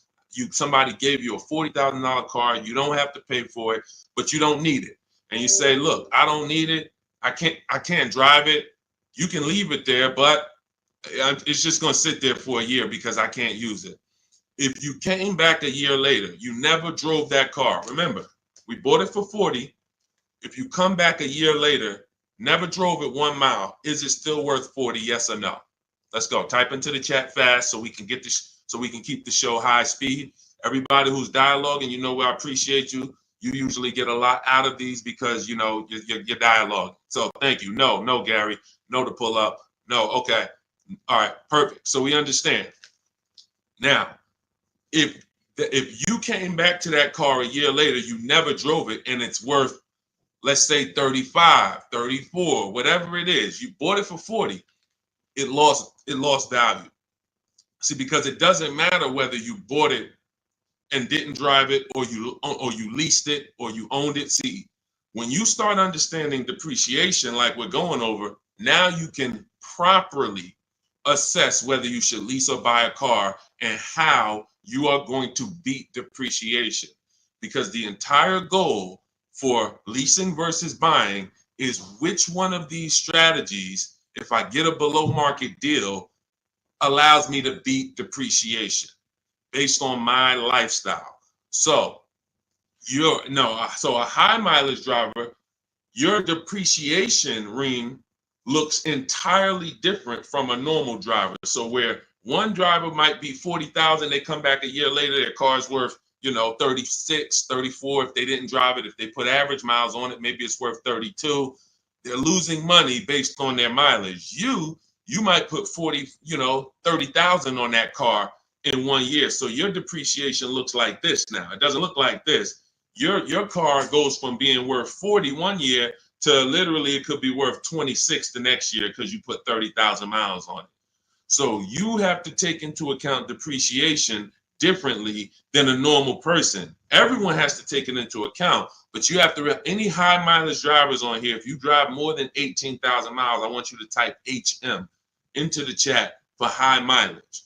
This is specifically how you need to be looking at depreciation so that you don't keep flipping out of cars and then coming back with huge amounts of negative equity because you're structuring your deals like you're not a high mileage driver and you're killing your values. High mileage drivers used to come into the dealership with, cars that were 5 years old, got 180,000 miles on them, and they still have big loans left.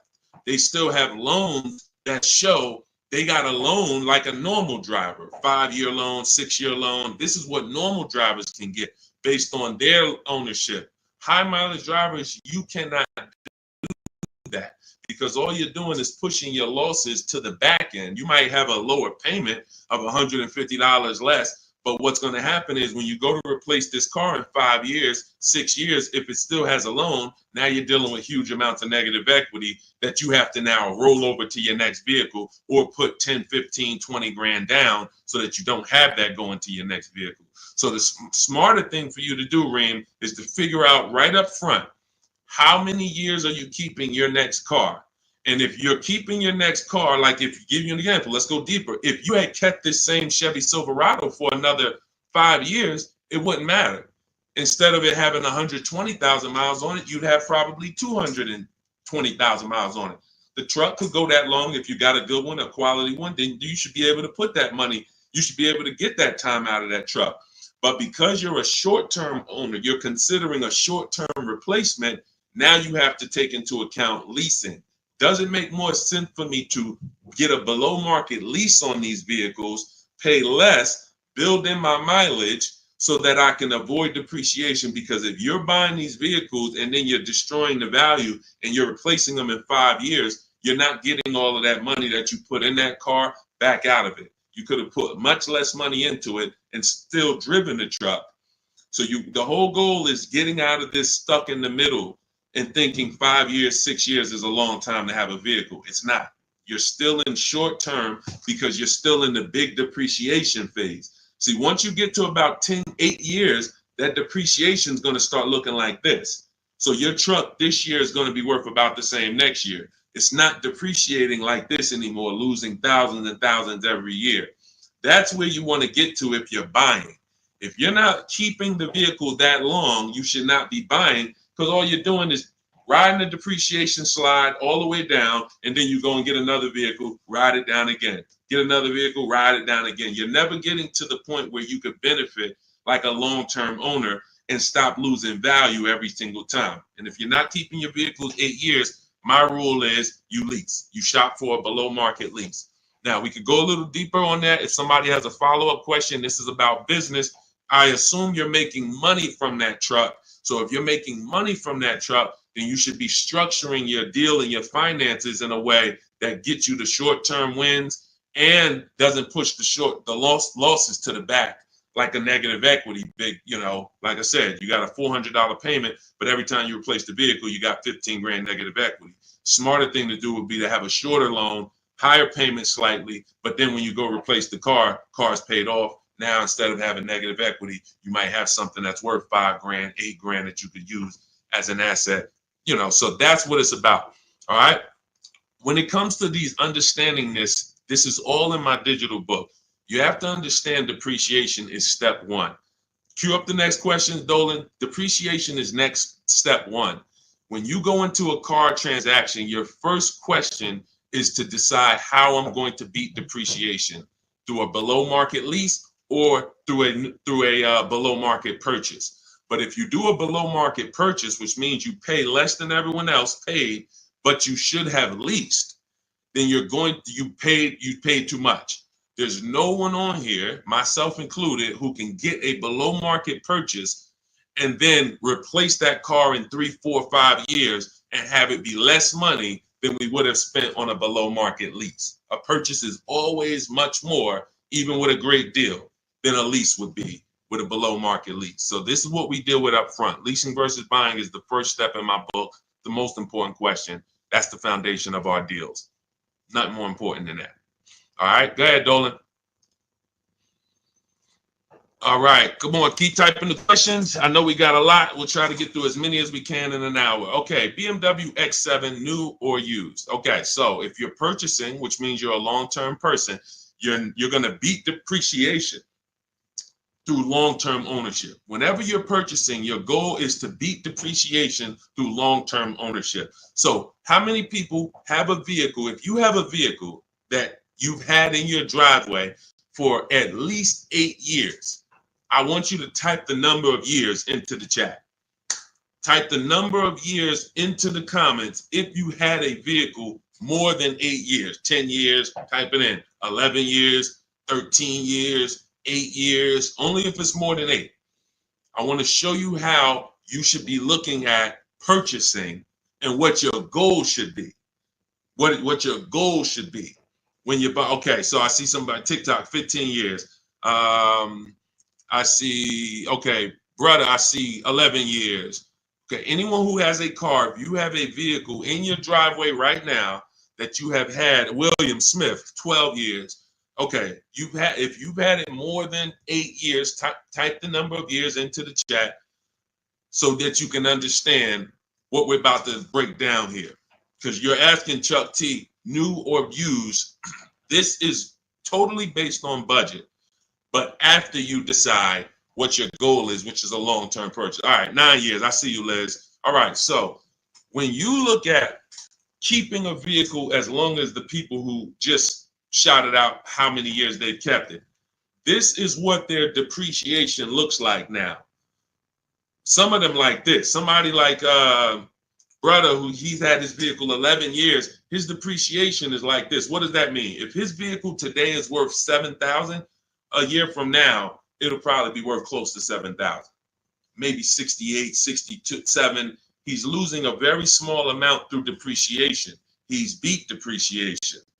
So that's the benefit of all the money he put into the car, is he now has a vehicle that is no longer depreciated. He could drive it for 4 or 5 more years. My father had a GMC Envoy that he's had since 2013. We bought it pre-owned for him. He's had it since then, paid it off 5, 6 years ago, and he's had that vehicle. It's been worth about $5,000 for the last 2 years, and he's going to sell it for close to that. So that's when you beat depreciation.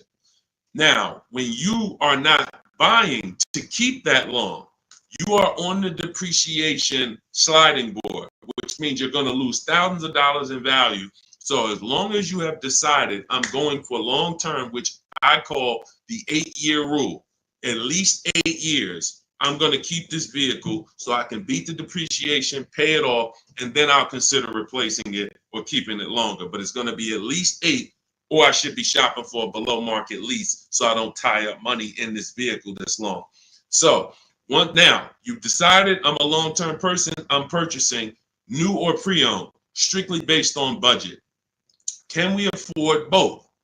If we can afford both, then I have in step 3 in my book, and step 4, which is shopping, not buying. This is when I'm helping you make this decision of new versus pre-owned. Which value system are you operating with? Some people, if they know they're only getting a replacement vehicle every 8 to 10 years, they're going to go and get a new one because they're like, listen, I only do this once a decade. I want to make sure I have the latest and greatest. I could afford it, no problem. Some people, they say, you know, even though I could afford the new one, I want to go pre-owned. Let me try to knock 20%, 30% off my investment so I have even less money invested in the car. One person wants the latest and greatest. One person wants more value with a discount off of it, and they don't need the absolute latest. So that's the balance between new versus used. Can I get everything I need and want in a new car for my budget? Can I afford to get everything I need and want in a new car, BMW X7, for my budget? If yes, then you can go new. If your value say, listen, I could afford it, but I want to knock 30% off, 20% off, 20, whatever it is, whatever the below market used car deal would be for that vehicle, then they go that route. There's no right or wrong there. But if you can't afford to get everything you need and want in a new one, then your only option is to go pre-owned. But it's all based on the 8-year rule first. You should be buying to beat depreciation to keep at least 8 years. You're buying a depreciating asset. 3, 4, 5 years, 6 years of ownership is losses because you're not going to get the money back in resale when you're depreciating that vehicle the first 5, 6 years and then going and replacing it. You're not getting that money back. You would have been much better off getting a below market lease. Give you an example. Let's take a vehicle that's close, relatively close, price wise to that X7. Look at Teddy's, BMW. He has an electric BMW, so he got a bigger discount because there's rebates that he got. There's rebates that wouldn't be applicable on the X7, but it's a $73,000 vehicle. He's leasing it for $856 a month. That was his best offer. Now, one of the things we teach here, we do not buy a vehicle, lease it, buy it without looking at 5 offers, 5 options. If we're looking at a used car, we're looking at 5 options to make sure we're getting the best price. We do this from home. That's why my entire system, my book, everything is called Cars from Home. Cars from Home, because we're using the internet to do this. But you look at somebody like him, he paid $856 a month, no money down. On a $73,000 vehicle, some of you know every $5,000 would be how much? I know I got some new people on the stream, but I'm talking to the people who you've been tapped in. I may have a couple people who know every $5,000 when you're looking at a car is about how much per month. And you use this so that you never get scammed. When you know this, no one can throw, you need to know a basis of what a car should cost. And I'm gonna tell you why in 1 minute. Thank you, Anthony. Yes, $100. Great job. Anthony Perry knows $100. So if every $5,000 is $100, you're going to now look at a $50,000 vehicle and you're going to say that's going to be about $1,000 a month if I wanted to buy it. That doesn't take into account, okay, I might get a $10,000 discount. We're just talking about strictly looking at the base price, total price of the vehicle, asking price. Every $5,000 is about $100 per month on a 5-year loan. So you're looking at a $50,000 vehicle, that's about $1,000 a month. You're looking at a $73,000 BMW like Teddy was, that's roughly about $1,500, close to $1,500 a month on a 5-year loan. No money down. That's how we shop. No money down. We're just doing apples to apples. We may put money down later, but we need to know base numbers. This is base numbers. So look at Teddy. He's paying $856. You're never, if he was buying this vehicle, it would be $1,400, $1,500. That's why I say when you ask about purchasing, it's important for me to reiterate to you that if you should be shopping for below market leases, but you're shopping for purchases, it doesn't matter how great of a deal I teach you to get. You can use the Cars from Home strategies in my book, the bidding strategies, to get the best offers on your purchase, new cars, used cars. But it's not going to compare to if you would have leased, because you should have leased because you weren't keeping your car at least 8 years. You can see he's $856 a month, and even if the deal wasn't that great, even if it was $1,000, he's still literally $400 or $500 less per month than if he had bought that car only to try to trade it in 3 or 4 or 5 years and go do it again. So the leasing versus buying is the biggest principle that you need to start your car deals with. There's nothing more important than that, and we want to make sure we drive that point home. Everything we're talking about is in my new digital book. It's called Cars from Home, 7 Steps to Saving Time, Money, and Avoiding Dealerships. You can get your copy for 75% off. That's part of my welcome offer to you. This is going to have all of my blueprints, step-by-step strategies for leasing, buying, getting below market deals for high mileage drivers. It's all in there if you don't want to try to remember this. And you can get it for 75% off as part of our welcome offer. In my TikTok bio, click the picture of me. My Instagram bio, click the picture of me. Click that website, and the YouTube comments or the Facebook comments. Grab your 75% off, but it's only good for 30 minutes. After that timer hits 0, the price does go back up to $97, which is still incredible. I get it at $97, but $24 is even better. All right, Dolan, shoot the next question up. All right. Cody, how much of a down payment is needed for trade-in with $10,000 negative equity? This is a great question. Depends on what you're buying the next vehicle for and what type of discount you got off the next vehicle. So give you an example. Let's take a dramatic discount like Milligan's discount. She got one of the largest discounts I've ever seen anyone get using our bidding strategies from home. Let me pull it up so that we can now. When you get the larger discount you get, the more money you're able to roll over to that deal without having to put money down. Now, let me give you an example. Why does money down become important or necessary sometimes? The banks have something called loan to value ratios. Loan to value ratios. So the banks may say, based on good credit, we will lend a customer 20% above the value of the vehicle they're buying. So if they're buying a $40,000 vehicle, we will lend that customer up to $8,000 more, which would be 20% of $40,000. Because the value of the vehicle is 40, the loan to value ratio is 120%. We can lend $48,000 on a $40,000 vehicle. So if a person comes in and they want to buy that $40,000 vehicle and they want to finance and add to the loan the taxes and any applicable fees, that might come out to be roughly $44,000. They'll qualify because the bank says you have up to $8,000.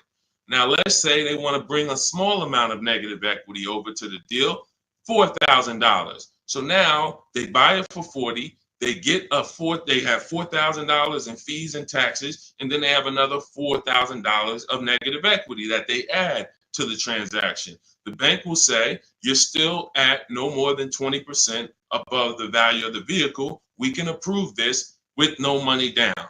The problem happens when a person wants to add $8,000 of negative equity on top of that. So now they're buying it for 40. They are getting taxes and fees added. That's 44.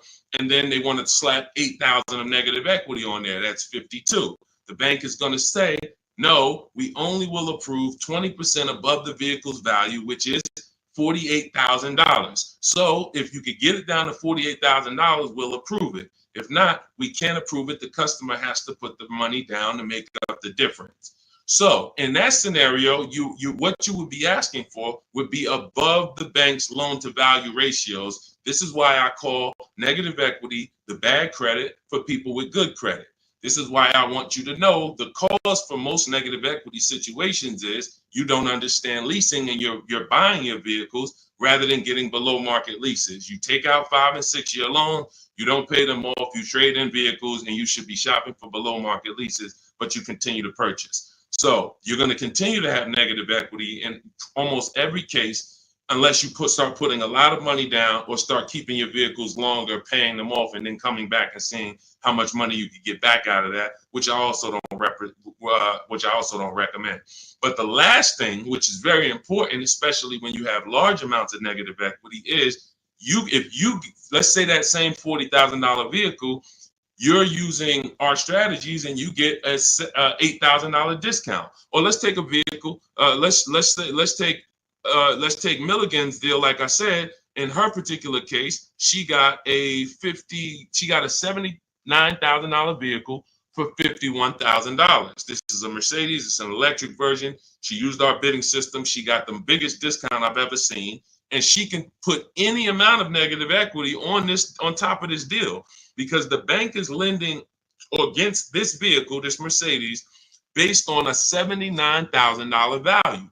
So their loan to value ratios for this vehicle would be 20% above $79,000. So if that's, let's say $80,000, 10% would be $8,000. So you're talking about $16,000 that they would lend above the $79,000. So they're looking and saying, wow, if this is a $79,000 vehicle, they don't care about what the woman bought it for. They don't know that. All they know is when the loan paperwork comes in, we're asking for less than what the loan to value threshold show. And they have other people that go and they pay list price. They go in, they have no strategies, and they just go in and say, all right, it costs $79,000, I'll take it, not realizing that, okay, I didn't negotiate. I overpaid by almost $27,000. That's the market value for this particular vehicle, but the bank doesn't care. The bank just wants to know that when the loan comes in, it's under 86 or $87,000, and they're going to approve it. So the bigger discount you get, the more room you have to move negative equity over, and that's what you want to understand. If I had a large amount of negative equity, I would be choosing several vehicles, using our bidding strategies from home. If you want to do it your way, at least calling around, talking to managers, getting multiple offers. You want to talk to salesmen and managers, you can do that. But once you get the discount, any amount of negative equity that you bring over would now go on top of your selling price. So if you got a $10,000 discount, then you brought $5,000 of negative equity over, you would be well below the bank's loan to value threshold. So it's based off of how much negative equity you have, and then it's connected to how much discount you're going to get off the value of the vehicle, which is what the banks actually base the loan to value approvals on. And if you can do that, you don't need a trade, you don't need a down payment. And I hope that's clear. If you rewatch this, rewatch this segment, it'll be clear to you. If most people understood that and the cost for negative equity, we have a lot better world. Deals. Negative equity is the one thing besides super bad credit where you can walk in with an 800 score. You're not leaving with a car, depending on what your situation is and what car you're trying to get and how much they're charging you for it. You are not leaving with a car. And that's just the sad part. So stay out of negative equity. Get out, stay out of it. All right, go ahead, Dolan. Next question. And I see you, Quintia. We'll get to you asking about Tesla. All right, Miss A, good to see you. Any advice on leasing as a first-time car buyer? Sure. Let's look for something that's mainstream because some banks do not want to be your first lease. When I was at Mercedes, unless you were like, they had a Rising Star program, which was certain college students and, would have, condition. They had to have certain things like 2 trade lines on their credit report, but that's the only people who can qualify to get a Mercedes as their first loan or lease. Some of these, luxury banks or import banks do not want to be the first one, but Honda, Toyota, Chevrolet, Ford, Nissan, and possibly Infiniti, as long as your credit profile is good, you're in that good range, high 6s, low 7s, the better, the higher the better, and you have a solid credit report, that could be 2 credit cards, but you're paying them on time, you're not using up that credit. I would be shopping based on the 8-year rule, which is the first step in my book. The 8-year rule is how many years are you going to keep the next car? That's the leasing versus buying question. And once you make that decision, if you're not keeping the car 8 years, you should be shopping for a below market lease. And I've seen so many people that would buy their first car or they would buy their children their first cars, and they're getting like $400 payments on these cars or $350 payments. That's only a $15,000 to $18,000 car.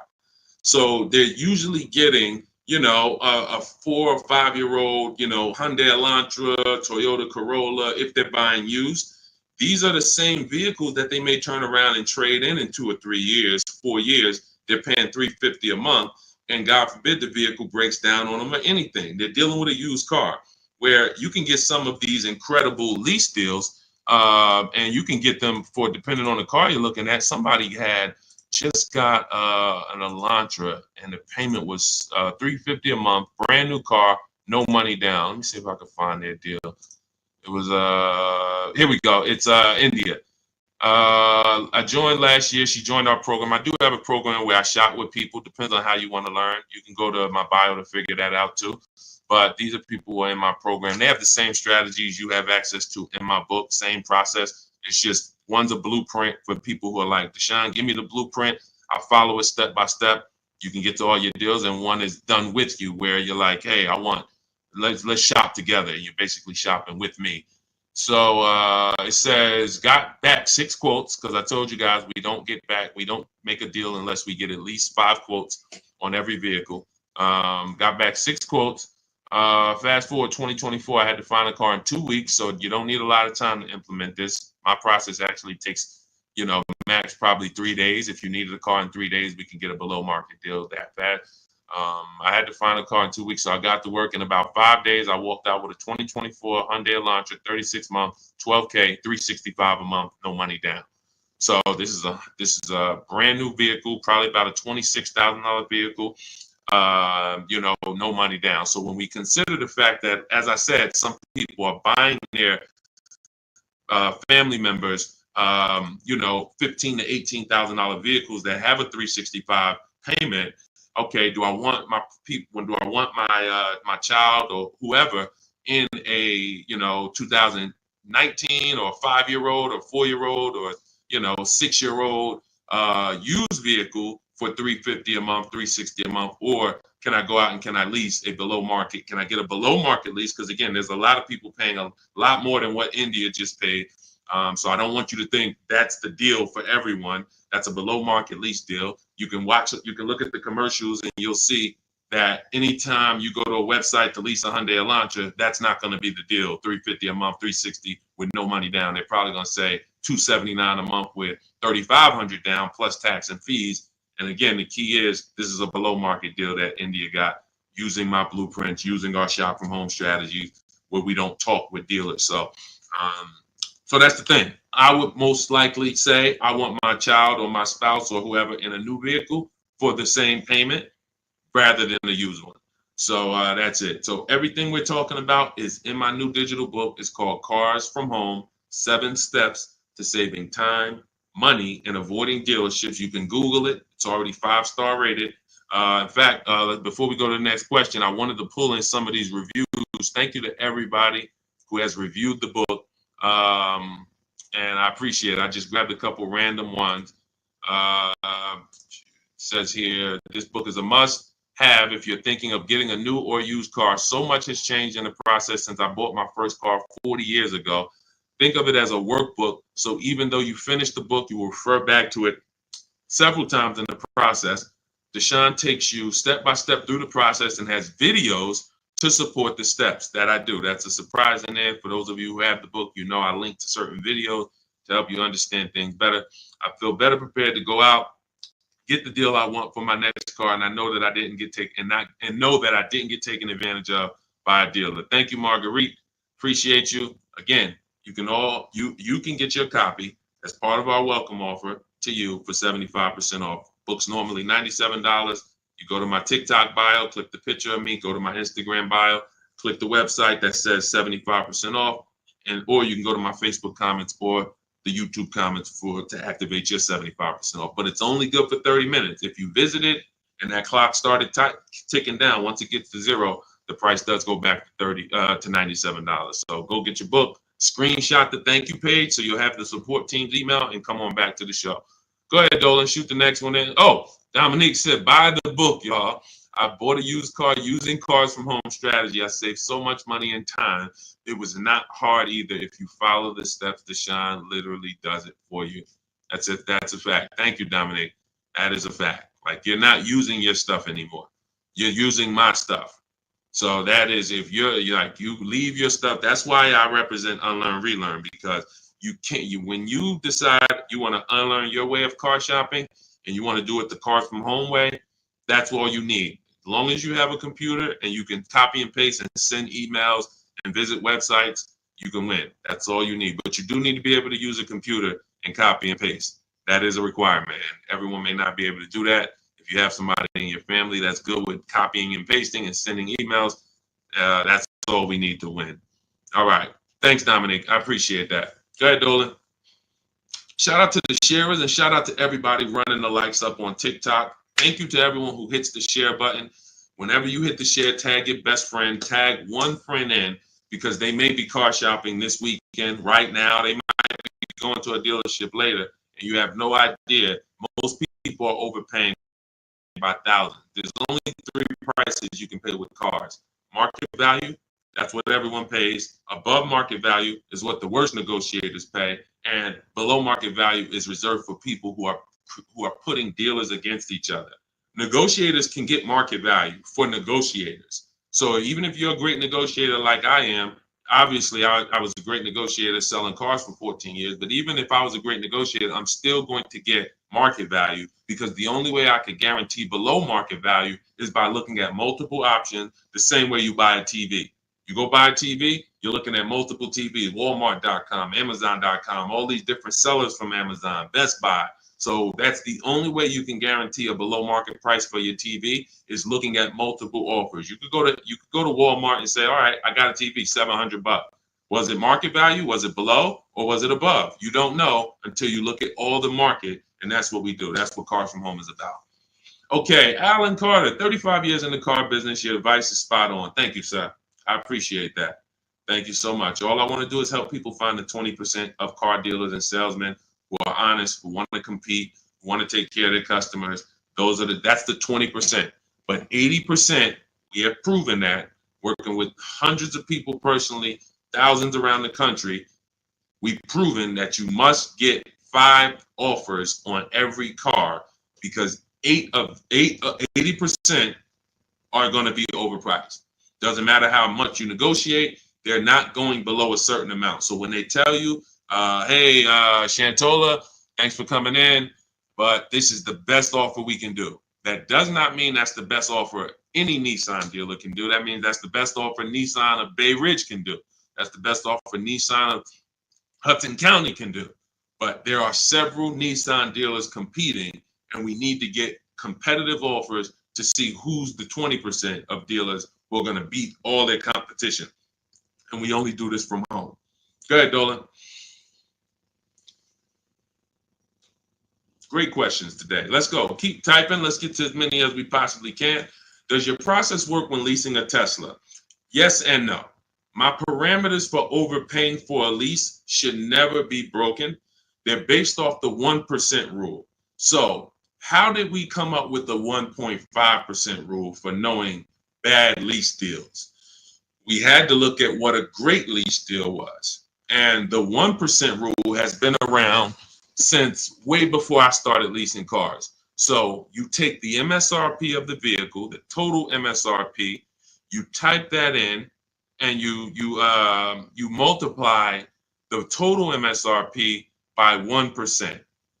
And if your lease payment with no money down is under that, you stole the vehicle.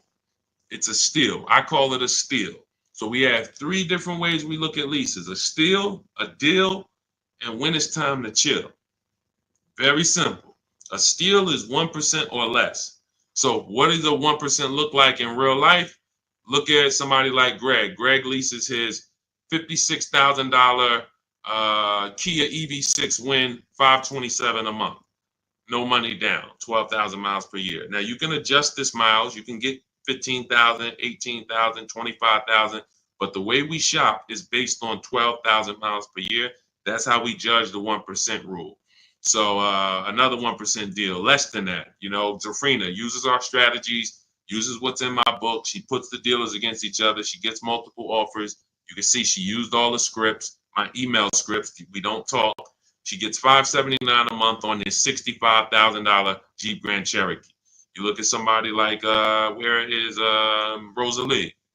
Rosalie Ansley is another 1% lease deal. 2024 Infinity truck, $58,000, $554 a month, no money down, right under 1%. And he's driving something he likes. This was a vehicle he got for his father a couple days ago. So this is a 1% lease. So now we say, when I started telling people about leases in my videos, I knew people were going to go out and get bad lease deals because they just literally don't know how to make people bid, and they're just going in trying to negotiate, not realizing a lease is going to look better than a purchase. The only people who really say a lease is the same are people who really are overpaying for their leases, because they'll say, wow, the dealership told me to shine that with their lease deal, it'd be better if I just buy it because it's about the same price. That means they're offering you a horrible lease deal. That dealership is running a horrible lease deal, and they want to try to talk people into buying. But normally a lease, when you look at like these deals, is, you know, these are hundreds of dollars less per month than they would be to purchase, hundreds less. So now we say, well, how do we know a bad lease deal? You're paying too much money for a car you're giving back. It's very simple. A bad lease deal is just that. You're paying too much money for a car or vehicle you are giving back in 3 years. That's another reason we don't do 4-year leases at all. Because when you add up all the payments, you look and say, wow, I leased a $40,000 vehicle and I paid $28,000 for that vehicle over 4 years. Then I gave it back to them. You paid off almost the whole vehicle and then gave it back to them. That's why 4-year leases are horrible. But you're only judging your lease value by how much you're paying over time and how much did it cost me to drive that $40,000 vehicle for 3 years. Did it cost me $13,000 to drive it over 3 years? $17,000 to drive it over 3 years? $20,000 to drive it over 3 years? What did it cost me? And that's what the 1% rule is basing it off of. If you're looking at a $40,000 vehicle, you get a payment of $400 per month. It costs you 400 times 36, cost you $14,000 to drive a $40,000 vehicle over 3 years. That's much less than the normal depreciation of that vehicle. So we go up to 1.5%. So 1.5%, anything above that, you're paying too much for a vehicle that you're giving back. There's no value in leasing that vehicle. And when you compare it to other vehicles, because every vehicle has a different lease program, there's so many other vehicles you can lease and get a lot more value, drive a whole lot more car MSRP wise, and have the same amount of money coming out of your bank account. So that's why the 1.5% rule is our anchor for overpaying. And even though Tesla does not negotiate, Quintiel, because this is all to answer your question, Tesla does not negotiate. You order your car, they have a one price system. When you do your lease for 12,000 miles per year, no money, just giving them first month's payment. You divide that into the MSRP of the Tesla. Is it under 1.5? So I don't care that Tesla. So Tesla doesn't allow us to make dealers bid against each other because every Tesla is going to be the same price from California to New Zealand to New Hampshire to Connecticut. They're the same price. So what we have to say is the lease program good that Tesla is offering? And if I divide my monthly payment into my MSRP and it's under 1.5, closer to 1 the better, the lower the better. But we need to judge that. That's how we would judge that. So when that's the part of our process that would still be applicable when leasing a Tesla. And if you have a vehicle you're replacing, or when that vehicle is up, our system for selling leases, assessing our equity is still applicable because we don't return a lease without checking equity. This is step 2 in my process. If you have a lease, or if you have ever at any point in your life dropped off a lease to a dealership without checking for equity, type me in the comments. Type me in the comments. If you have returned a lease and you did not assess your equity, and matter of fact, I know there's a lot, you might be like Deshone, I didn't even know you could sell a lease. If you didn't know you could sell a lease, just type a question mark. I didn't even know it was even possible for me to sell a lease, much less turn around and have a process for how I sell it or how I analyze. Okay, Faith, I see. I never done that. Dwayne Castro, me. Okay, perfect. So what we do is, this is step 2 in our process. We assess our equity on any vehicle that we are replacing because we don't trade. We don't trade. Some of you know that. So the equity assessment is how we don't give dealers back money. So if your car on the market is worth $19,000 and you go drop it back to a dealership, but they could buy that car for $16,000, now you just lost $3,000 of equity because they're going to buy that vehicle and they're going to resell it based on a market value of 19. So what we do is we make sure before we return any lease, we are checking the market value, getting 6 offers to see if is the price that a dealer can buy our lease for, is that a price that is a price that's higher than our is our market value higher than the market? Let me break it down like this. Let's say the dealer buyout price is $19,000, but your highest offer market-wise is $24,000. That means you have $4,000 to $5,000 of equity that we could cash out, let CarMax, Driveway, Carvana, Kelly Blue Book Instant Cash Offer, AutoNation, Car Gurus, one of these buyers that we use, this is all in my book. This is step 2. We get these online bids. We're going to let them buy the vehicle and then we'll make $3,000, $4,000, $5,000 once we sell it to them. And I've helped hundreds of people do this. There's several videos on my pages where you can see people that are commenting, man, I use your strategies. I made 7,000, 8,000, 10,000, especially during the pandemic, because every vehicle was worth $7,000 to $12,000 more than it's worth today, more than it would be worth in a real market. And I told people for 2 years straight, once I started talking about this, I said, listen, cash out now. If you have a vehicle, cash out. We help people cash out $5,000, $7,000, $10,000, $12,000, put that money in their bank, release or rebuy below market. And some people can say they capitalize on a once in a lifetime market that none of us have ever seen before. Strictly based on the equity assessment. This is all in my digital book. This is, if you're like Deshone, I don't even want to remember half this stuff. I'm not going to remember it. You can get my entire blueprint that teaches everything about below market leases, below market purchases, below market new cars, used cars, making banks bid, equity assessment, selling leases. All of that is in my book step by step. And you can get your copy for 75% off for 30 minutes only. It's my welcome offer to you. I want to give you incentive to get the book now so you can pay less, 75% off. In my TikTok bio, go to that picture of me, go to the Instagram bio, click that link, click the button that says 75% off new book. Get your copy. Make sure you screenshot the thank you page. If you're on YouTube, your 75% off link is in the comments. Facebook, it's in the comments, but it's only for 30 minutes. After that, the price does go back up to $97, which is worth every penny, but $24 is better. So go get your book and then come back to the show. Go ahead, Dolan. Great question so far. Let's keep going. Does this work the same way for Canada? Scott, I'm not sure. I do believe that most would be applicable. I do believe that most. The difference is going to be the websites. So we're using our multiple marketplace strategy for shopping for used cars. We're using 8 marketplaces. Used to be 9, but Vroom went out of business. So we're using Carvana, we're using Carvana, CarMax, Driveway, eBay Motors, Cars.com, CarGurus.com, Carfax.com, and Autotrader.com. Those are 8 marketplaces that we use to shop for our used cars. I don't know if they're the same in Canada. I don't know if they're different. When we're shopping for our new cars, we use what I call, what's in my books, it's in step 5, it's called the 25 to 5 strategy. We're going to reach out to 25 dealers online. It takes us 20 minutes. You're using my email scripts. In 90 minutes, you're going to have quotes back from all of these dealers to be able to get at least 5 to 7 quotes. So out of the 25, you're going to get 5 to 7 quotes. That's why it's called the 25 to 5 strategy. We're going direct to the dealers' websites. So I give you links to the dealers. As long as these dealerships have similar websites set up in Canada, then everything is going to be the same.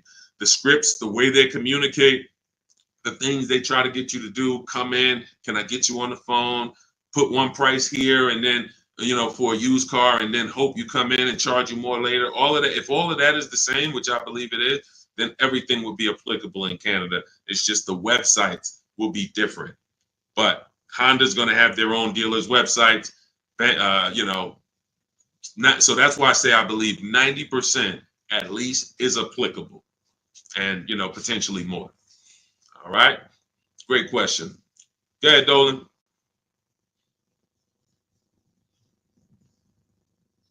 I have the book. Great job, and make sure you guys send me your emails, just like Tiffany did. I always use Tiffany because she was the first one to send us an email, and I always make sure I reference her. But everybody who sends these in, I get to bring them onto the show. I brought a couple more. Look, this one is from Christopher. Deshone, thanks so much for these resources. I read your entire book last night. I've already been underway and trying to put my deal together. What a great book. I have my quotes together. Now I'm ready to take the next step with the calculator. I'm a big fan of your channel and your resources. So I have calculators in the book that I invented. We have 5 different custom calculators: perfect budget calculator, lease counter offer calculator, purchase counter offer calculators, true value calculator for when we do used cars. So I think there's 4. Might be one more, but there's at least 4 calculators that we invented. That these, you can't find these anywhere on Google. I literally wrote the code, and so that's what he's talking about when he talks about the actual calculators that are in there for you guys. So yeah, send me all your details. I love reading stories like that. Okay, Stos, what if I have a 600 credit score? How much is that lease deal that they're going to give me going to go up by? It's a great question. So if you are not in a position to lease because you won't qualify for a lower tier approval, a tier 1 approval, which is basically the best offer. Most leases are they're offering the lease based on tier 1 approval, which you don't need to have perfect credit for. That's not a super tier approval. That's not A1. There's tier 1 and then there's tier A1.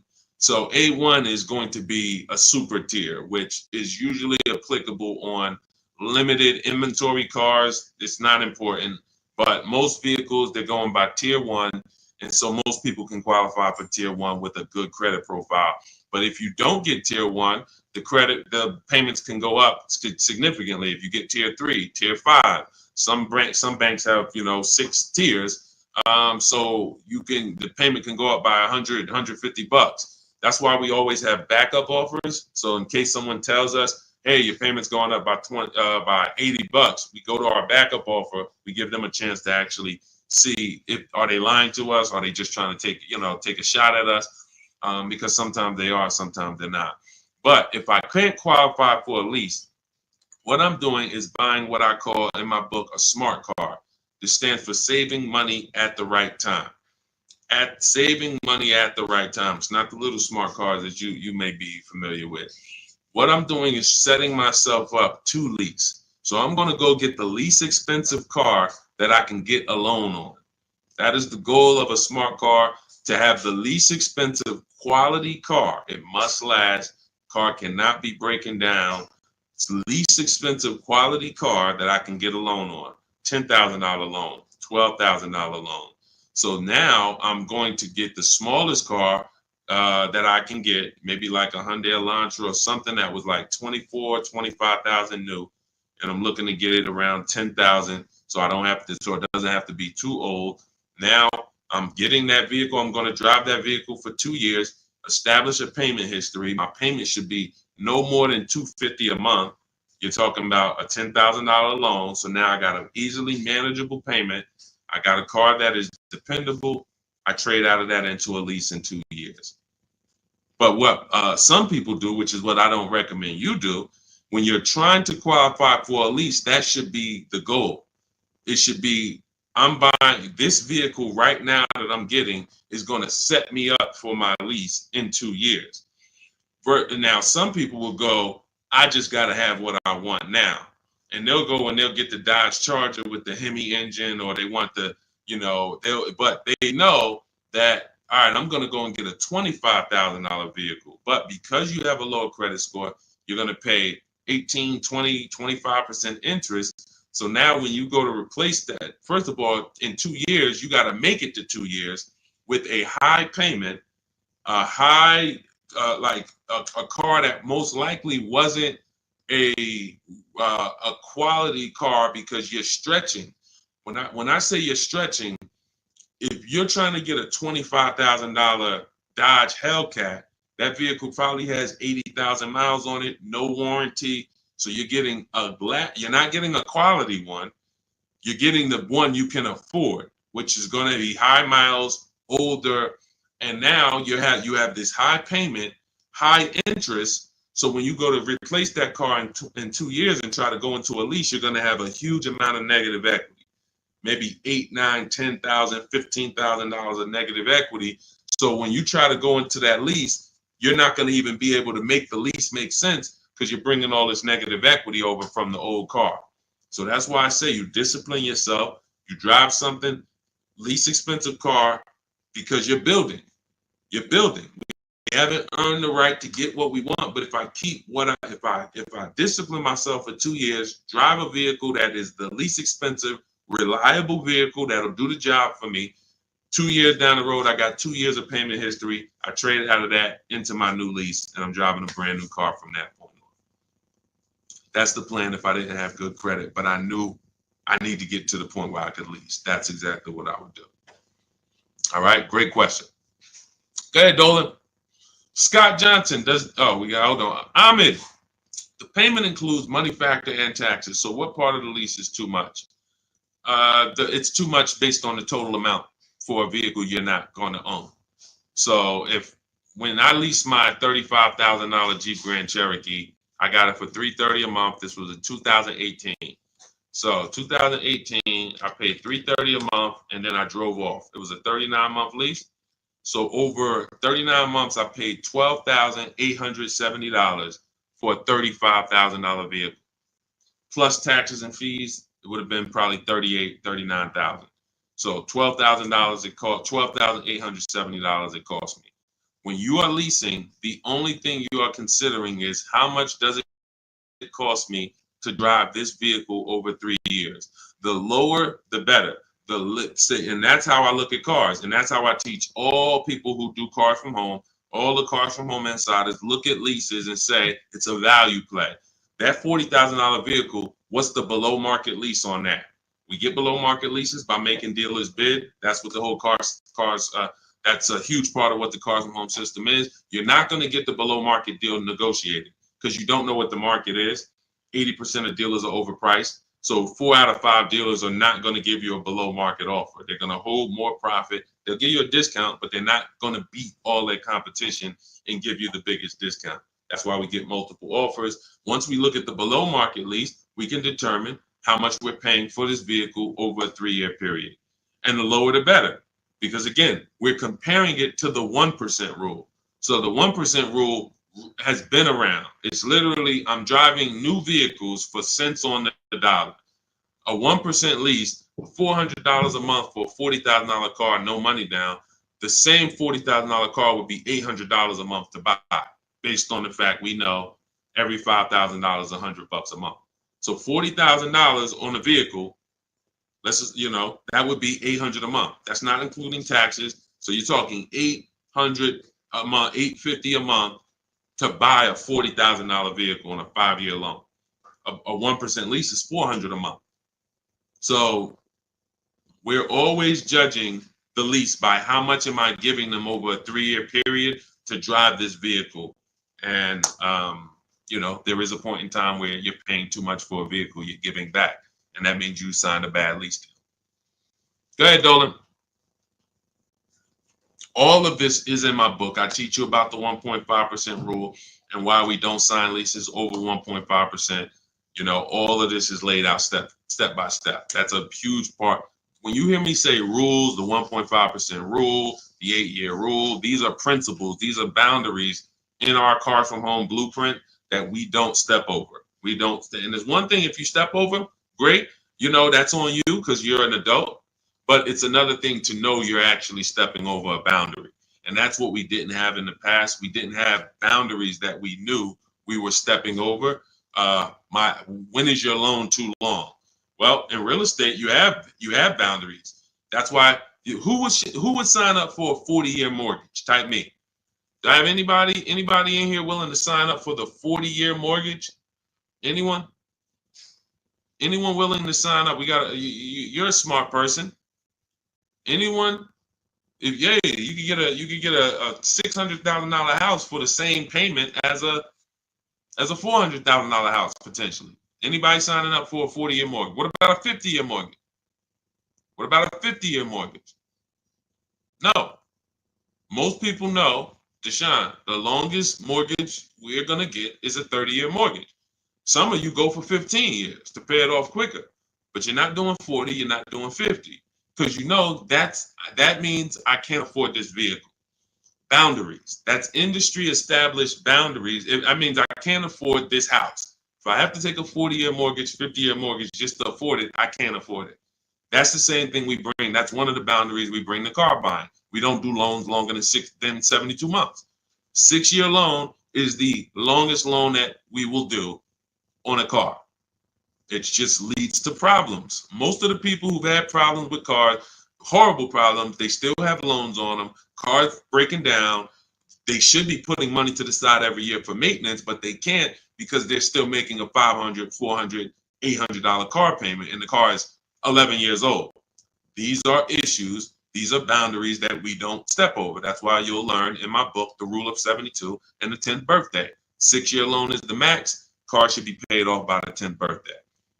These are boundaries. That's what we bring. Dion Harvey, would you pay 16 for a Mercedes Benz with 113,000 miles? No, unless you can pay cash for it, you most likely are going to end up in a tough position, and I'll tell you why. If you can pay cash for it, then you can put away money for the maintenance and for the upkeep. When I sold Mercedes, and I sold them for 5 years, the people who I would literally run into that were in tears were people who the service department told, you have a $4,000 repair, plus you need brakes, plus you need an oil change. So oil change on the Mercedes is $200. Brakes could be $2,000. Then you have a repair because you don't have a warranty that could be your navigation system goes out. That could be $3,000. So literally you're looking at $6,000 and you still have a car payment and you still have insurance and you still have gas. So this is something I call the 4 expenses that we take into account. How we're going to acquire the car, insurance, gas, and maintenance and repairs. So these are the 4 expenses. And what gets people with Mercedes, BMWs, Range Rovers, Porsche, anything that's expensive to maintain and repair is nothing when something breaks, nothing costs $100. So it's not that they can't afford it. They can't afford to do that and make their car payment. So that's why I said, if you're going to pay cash for the 16 Mercedes and you've screened down title, history, service records, accident history, and then you've done a market assessment. This is all stuff I teach you to do step by step in my book when we're buying a used car. Then you can pay cash for it. But if you can't pay cash for at this point, 8-year-old car with 113,000 miles on it, then you really can't afford that car.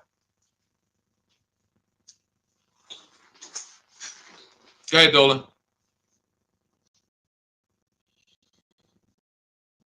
Any Euro car after $100,000 is a money pit. That's why you can get them cheaper. And listen, if you know, you can have vehicles that were well taken care of by people and they just went to upgrade their model.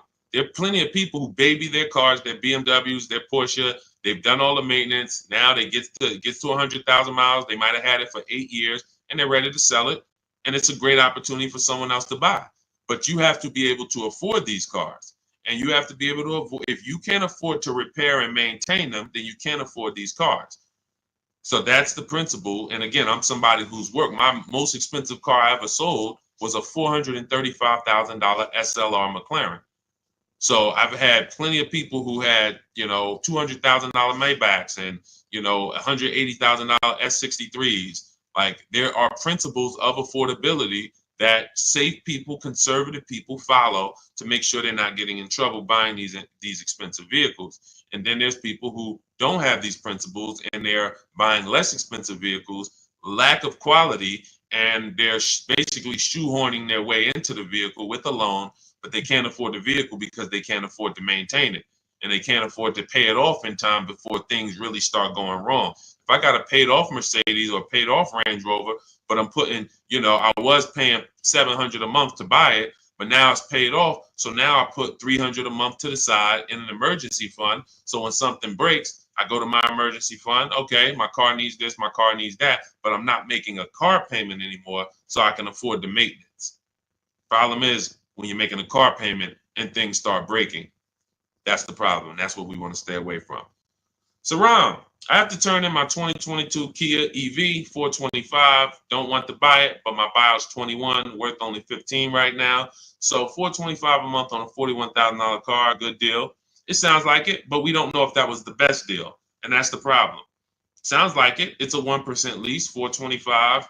If you put no money down, and you literally just signed the deal for 425, gave that to them and drove off at 425 a month, then that's close to a 1% lease. And that's but we don't know if that was the best. And I'll give you an example. So Zafrina was shopping for a Jeep Grand Cherokee.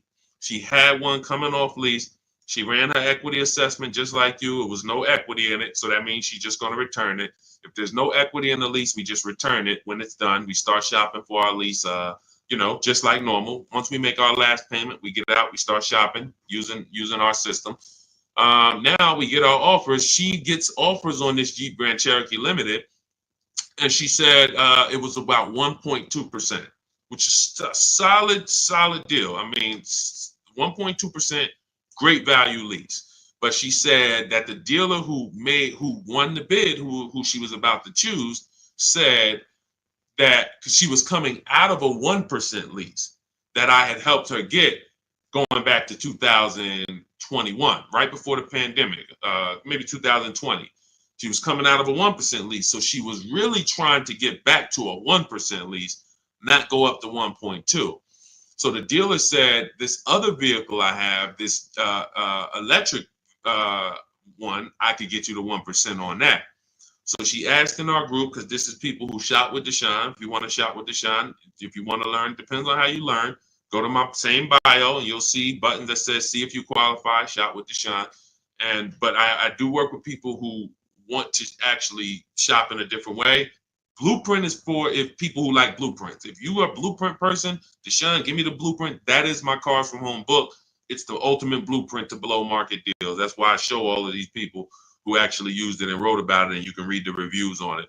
But when you see these Facebook posts, these are people who have been working with me and in my private program. But anyway, let's get to the point. She now says, should I take the 1% on the different vehicle? I said, you got to you have to reach out to all the dealers that emailed you about the original Jeep Grand Cherokee and now give them a shot, because now that guy might be offering you 1%, but you don't know, is that the best deal? Just because he was going to give you the best deal on the normal version, he beat everyone else. That does not mean he's giving you the best on this electric version. He could be using this as an opportunity to make a little more money on you. So she connects, sends out my scripts. We have this contact script, very simple to use, copy and paste.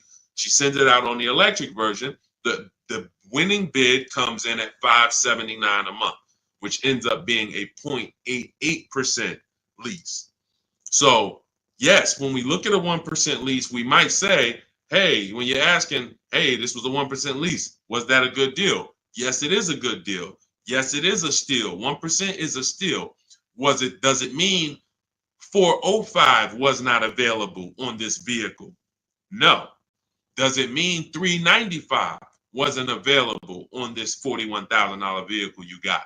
No. And there's no way for us to know that unless you followed our process and you know there was no better offer than this offer.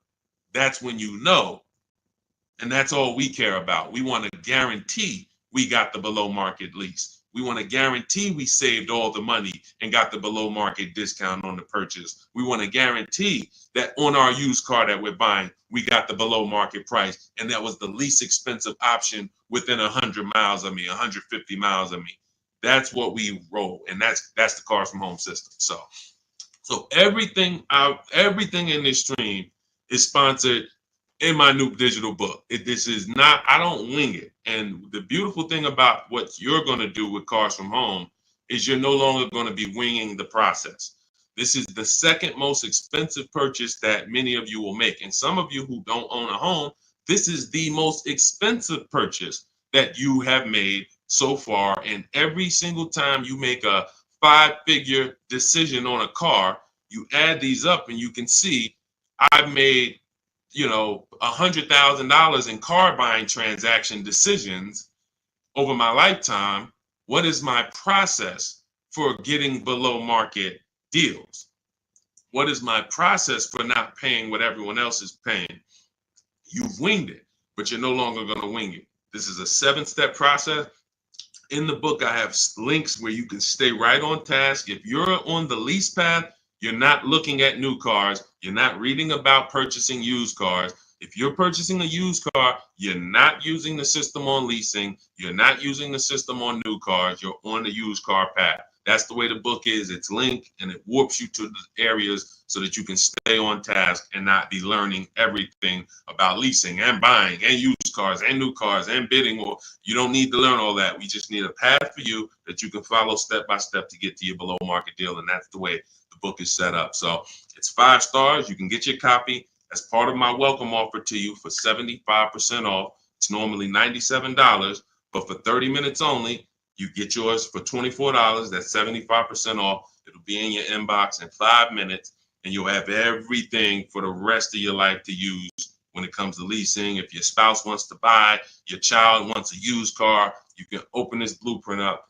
at all times and use these strategies that you paid $24 for. Now, if you missed it and you didn't get there before the 30 minutes is went to zero, then you'd have all these strategies and you paid $97 for it.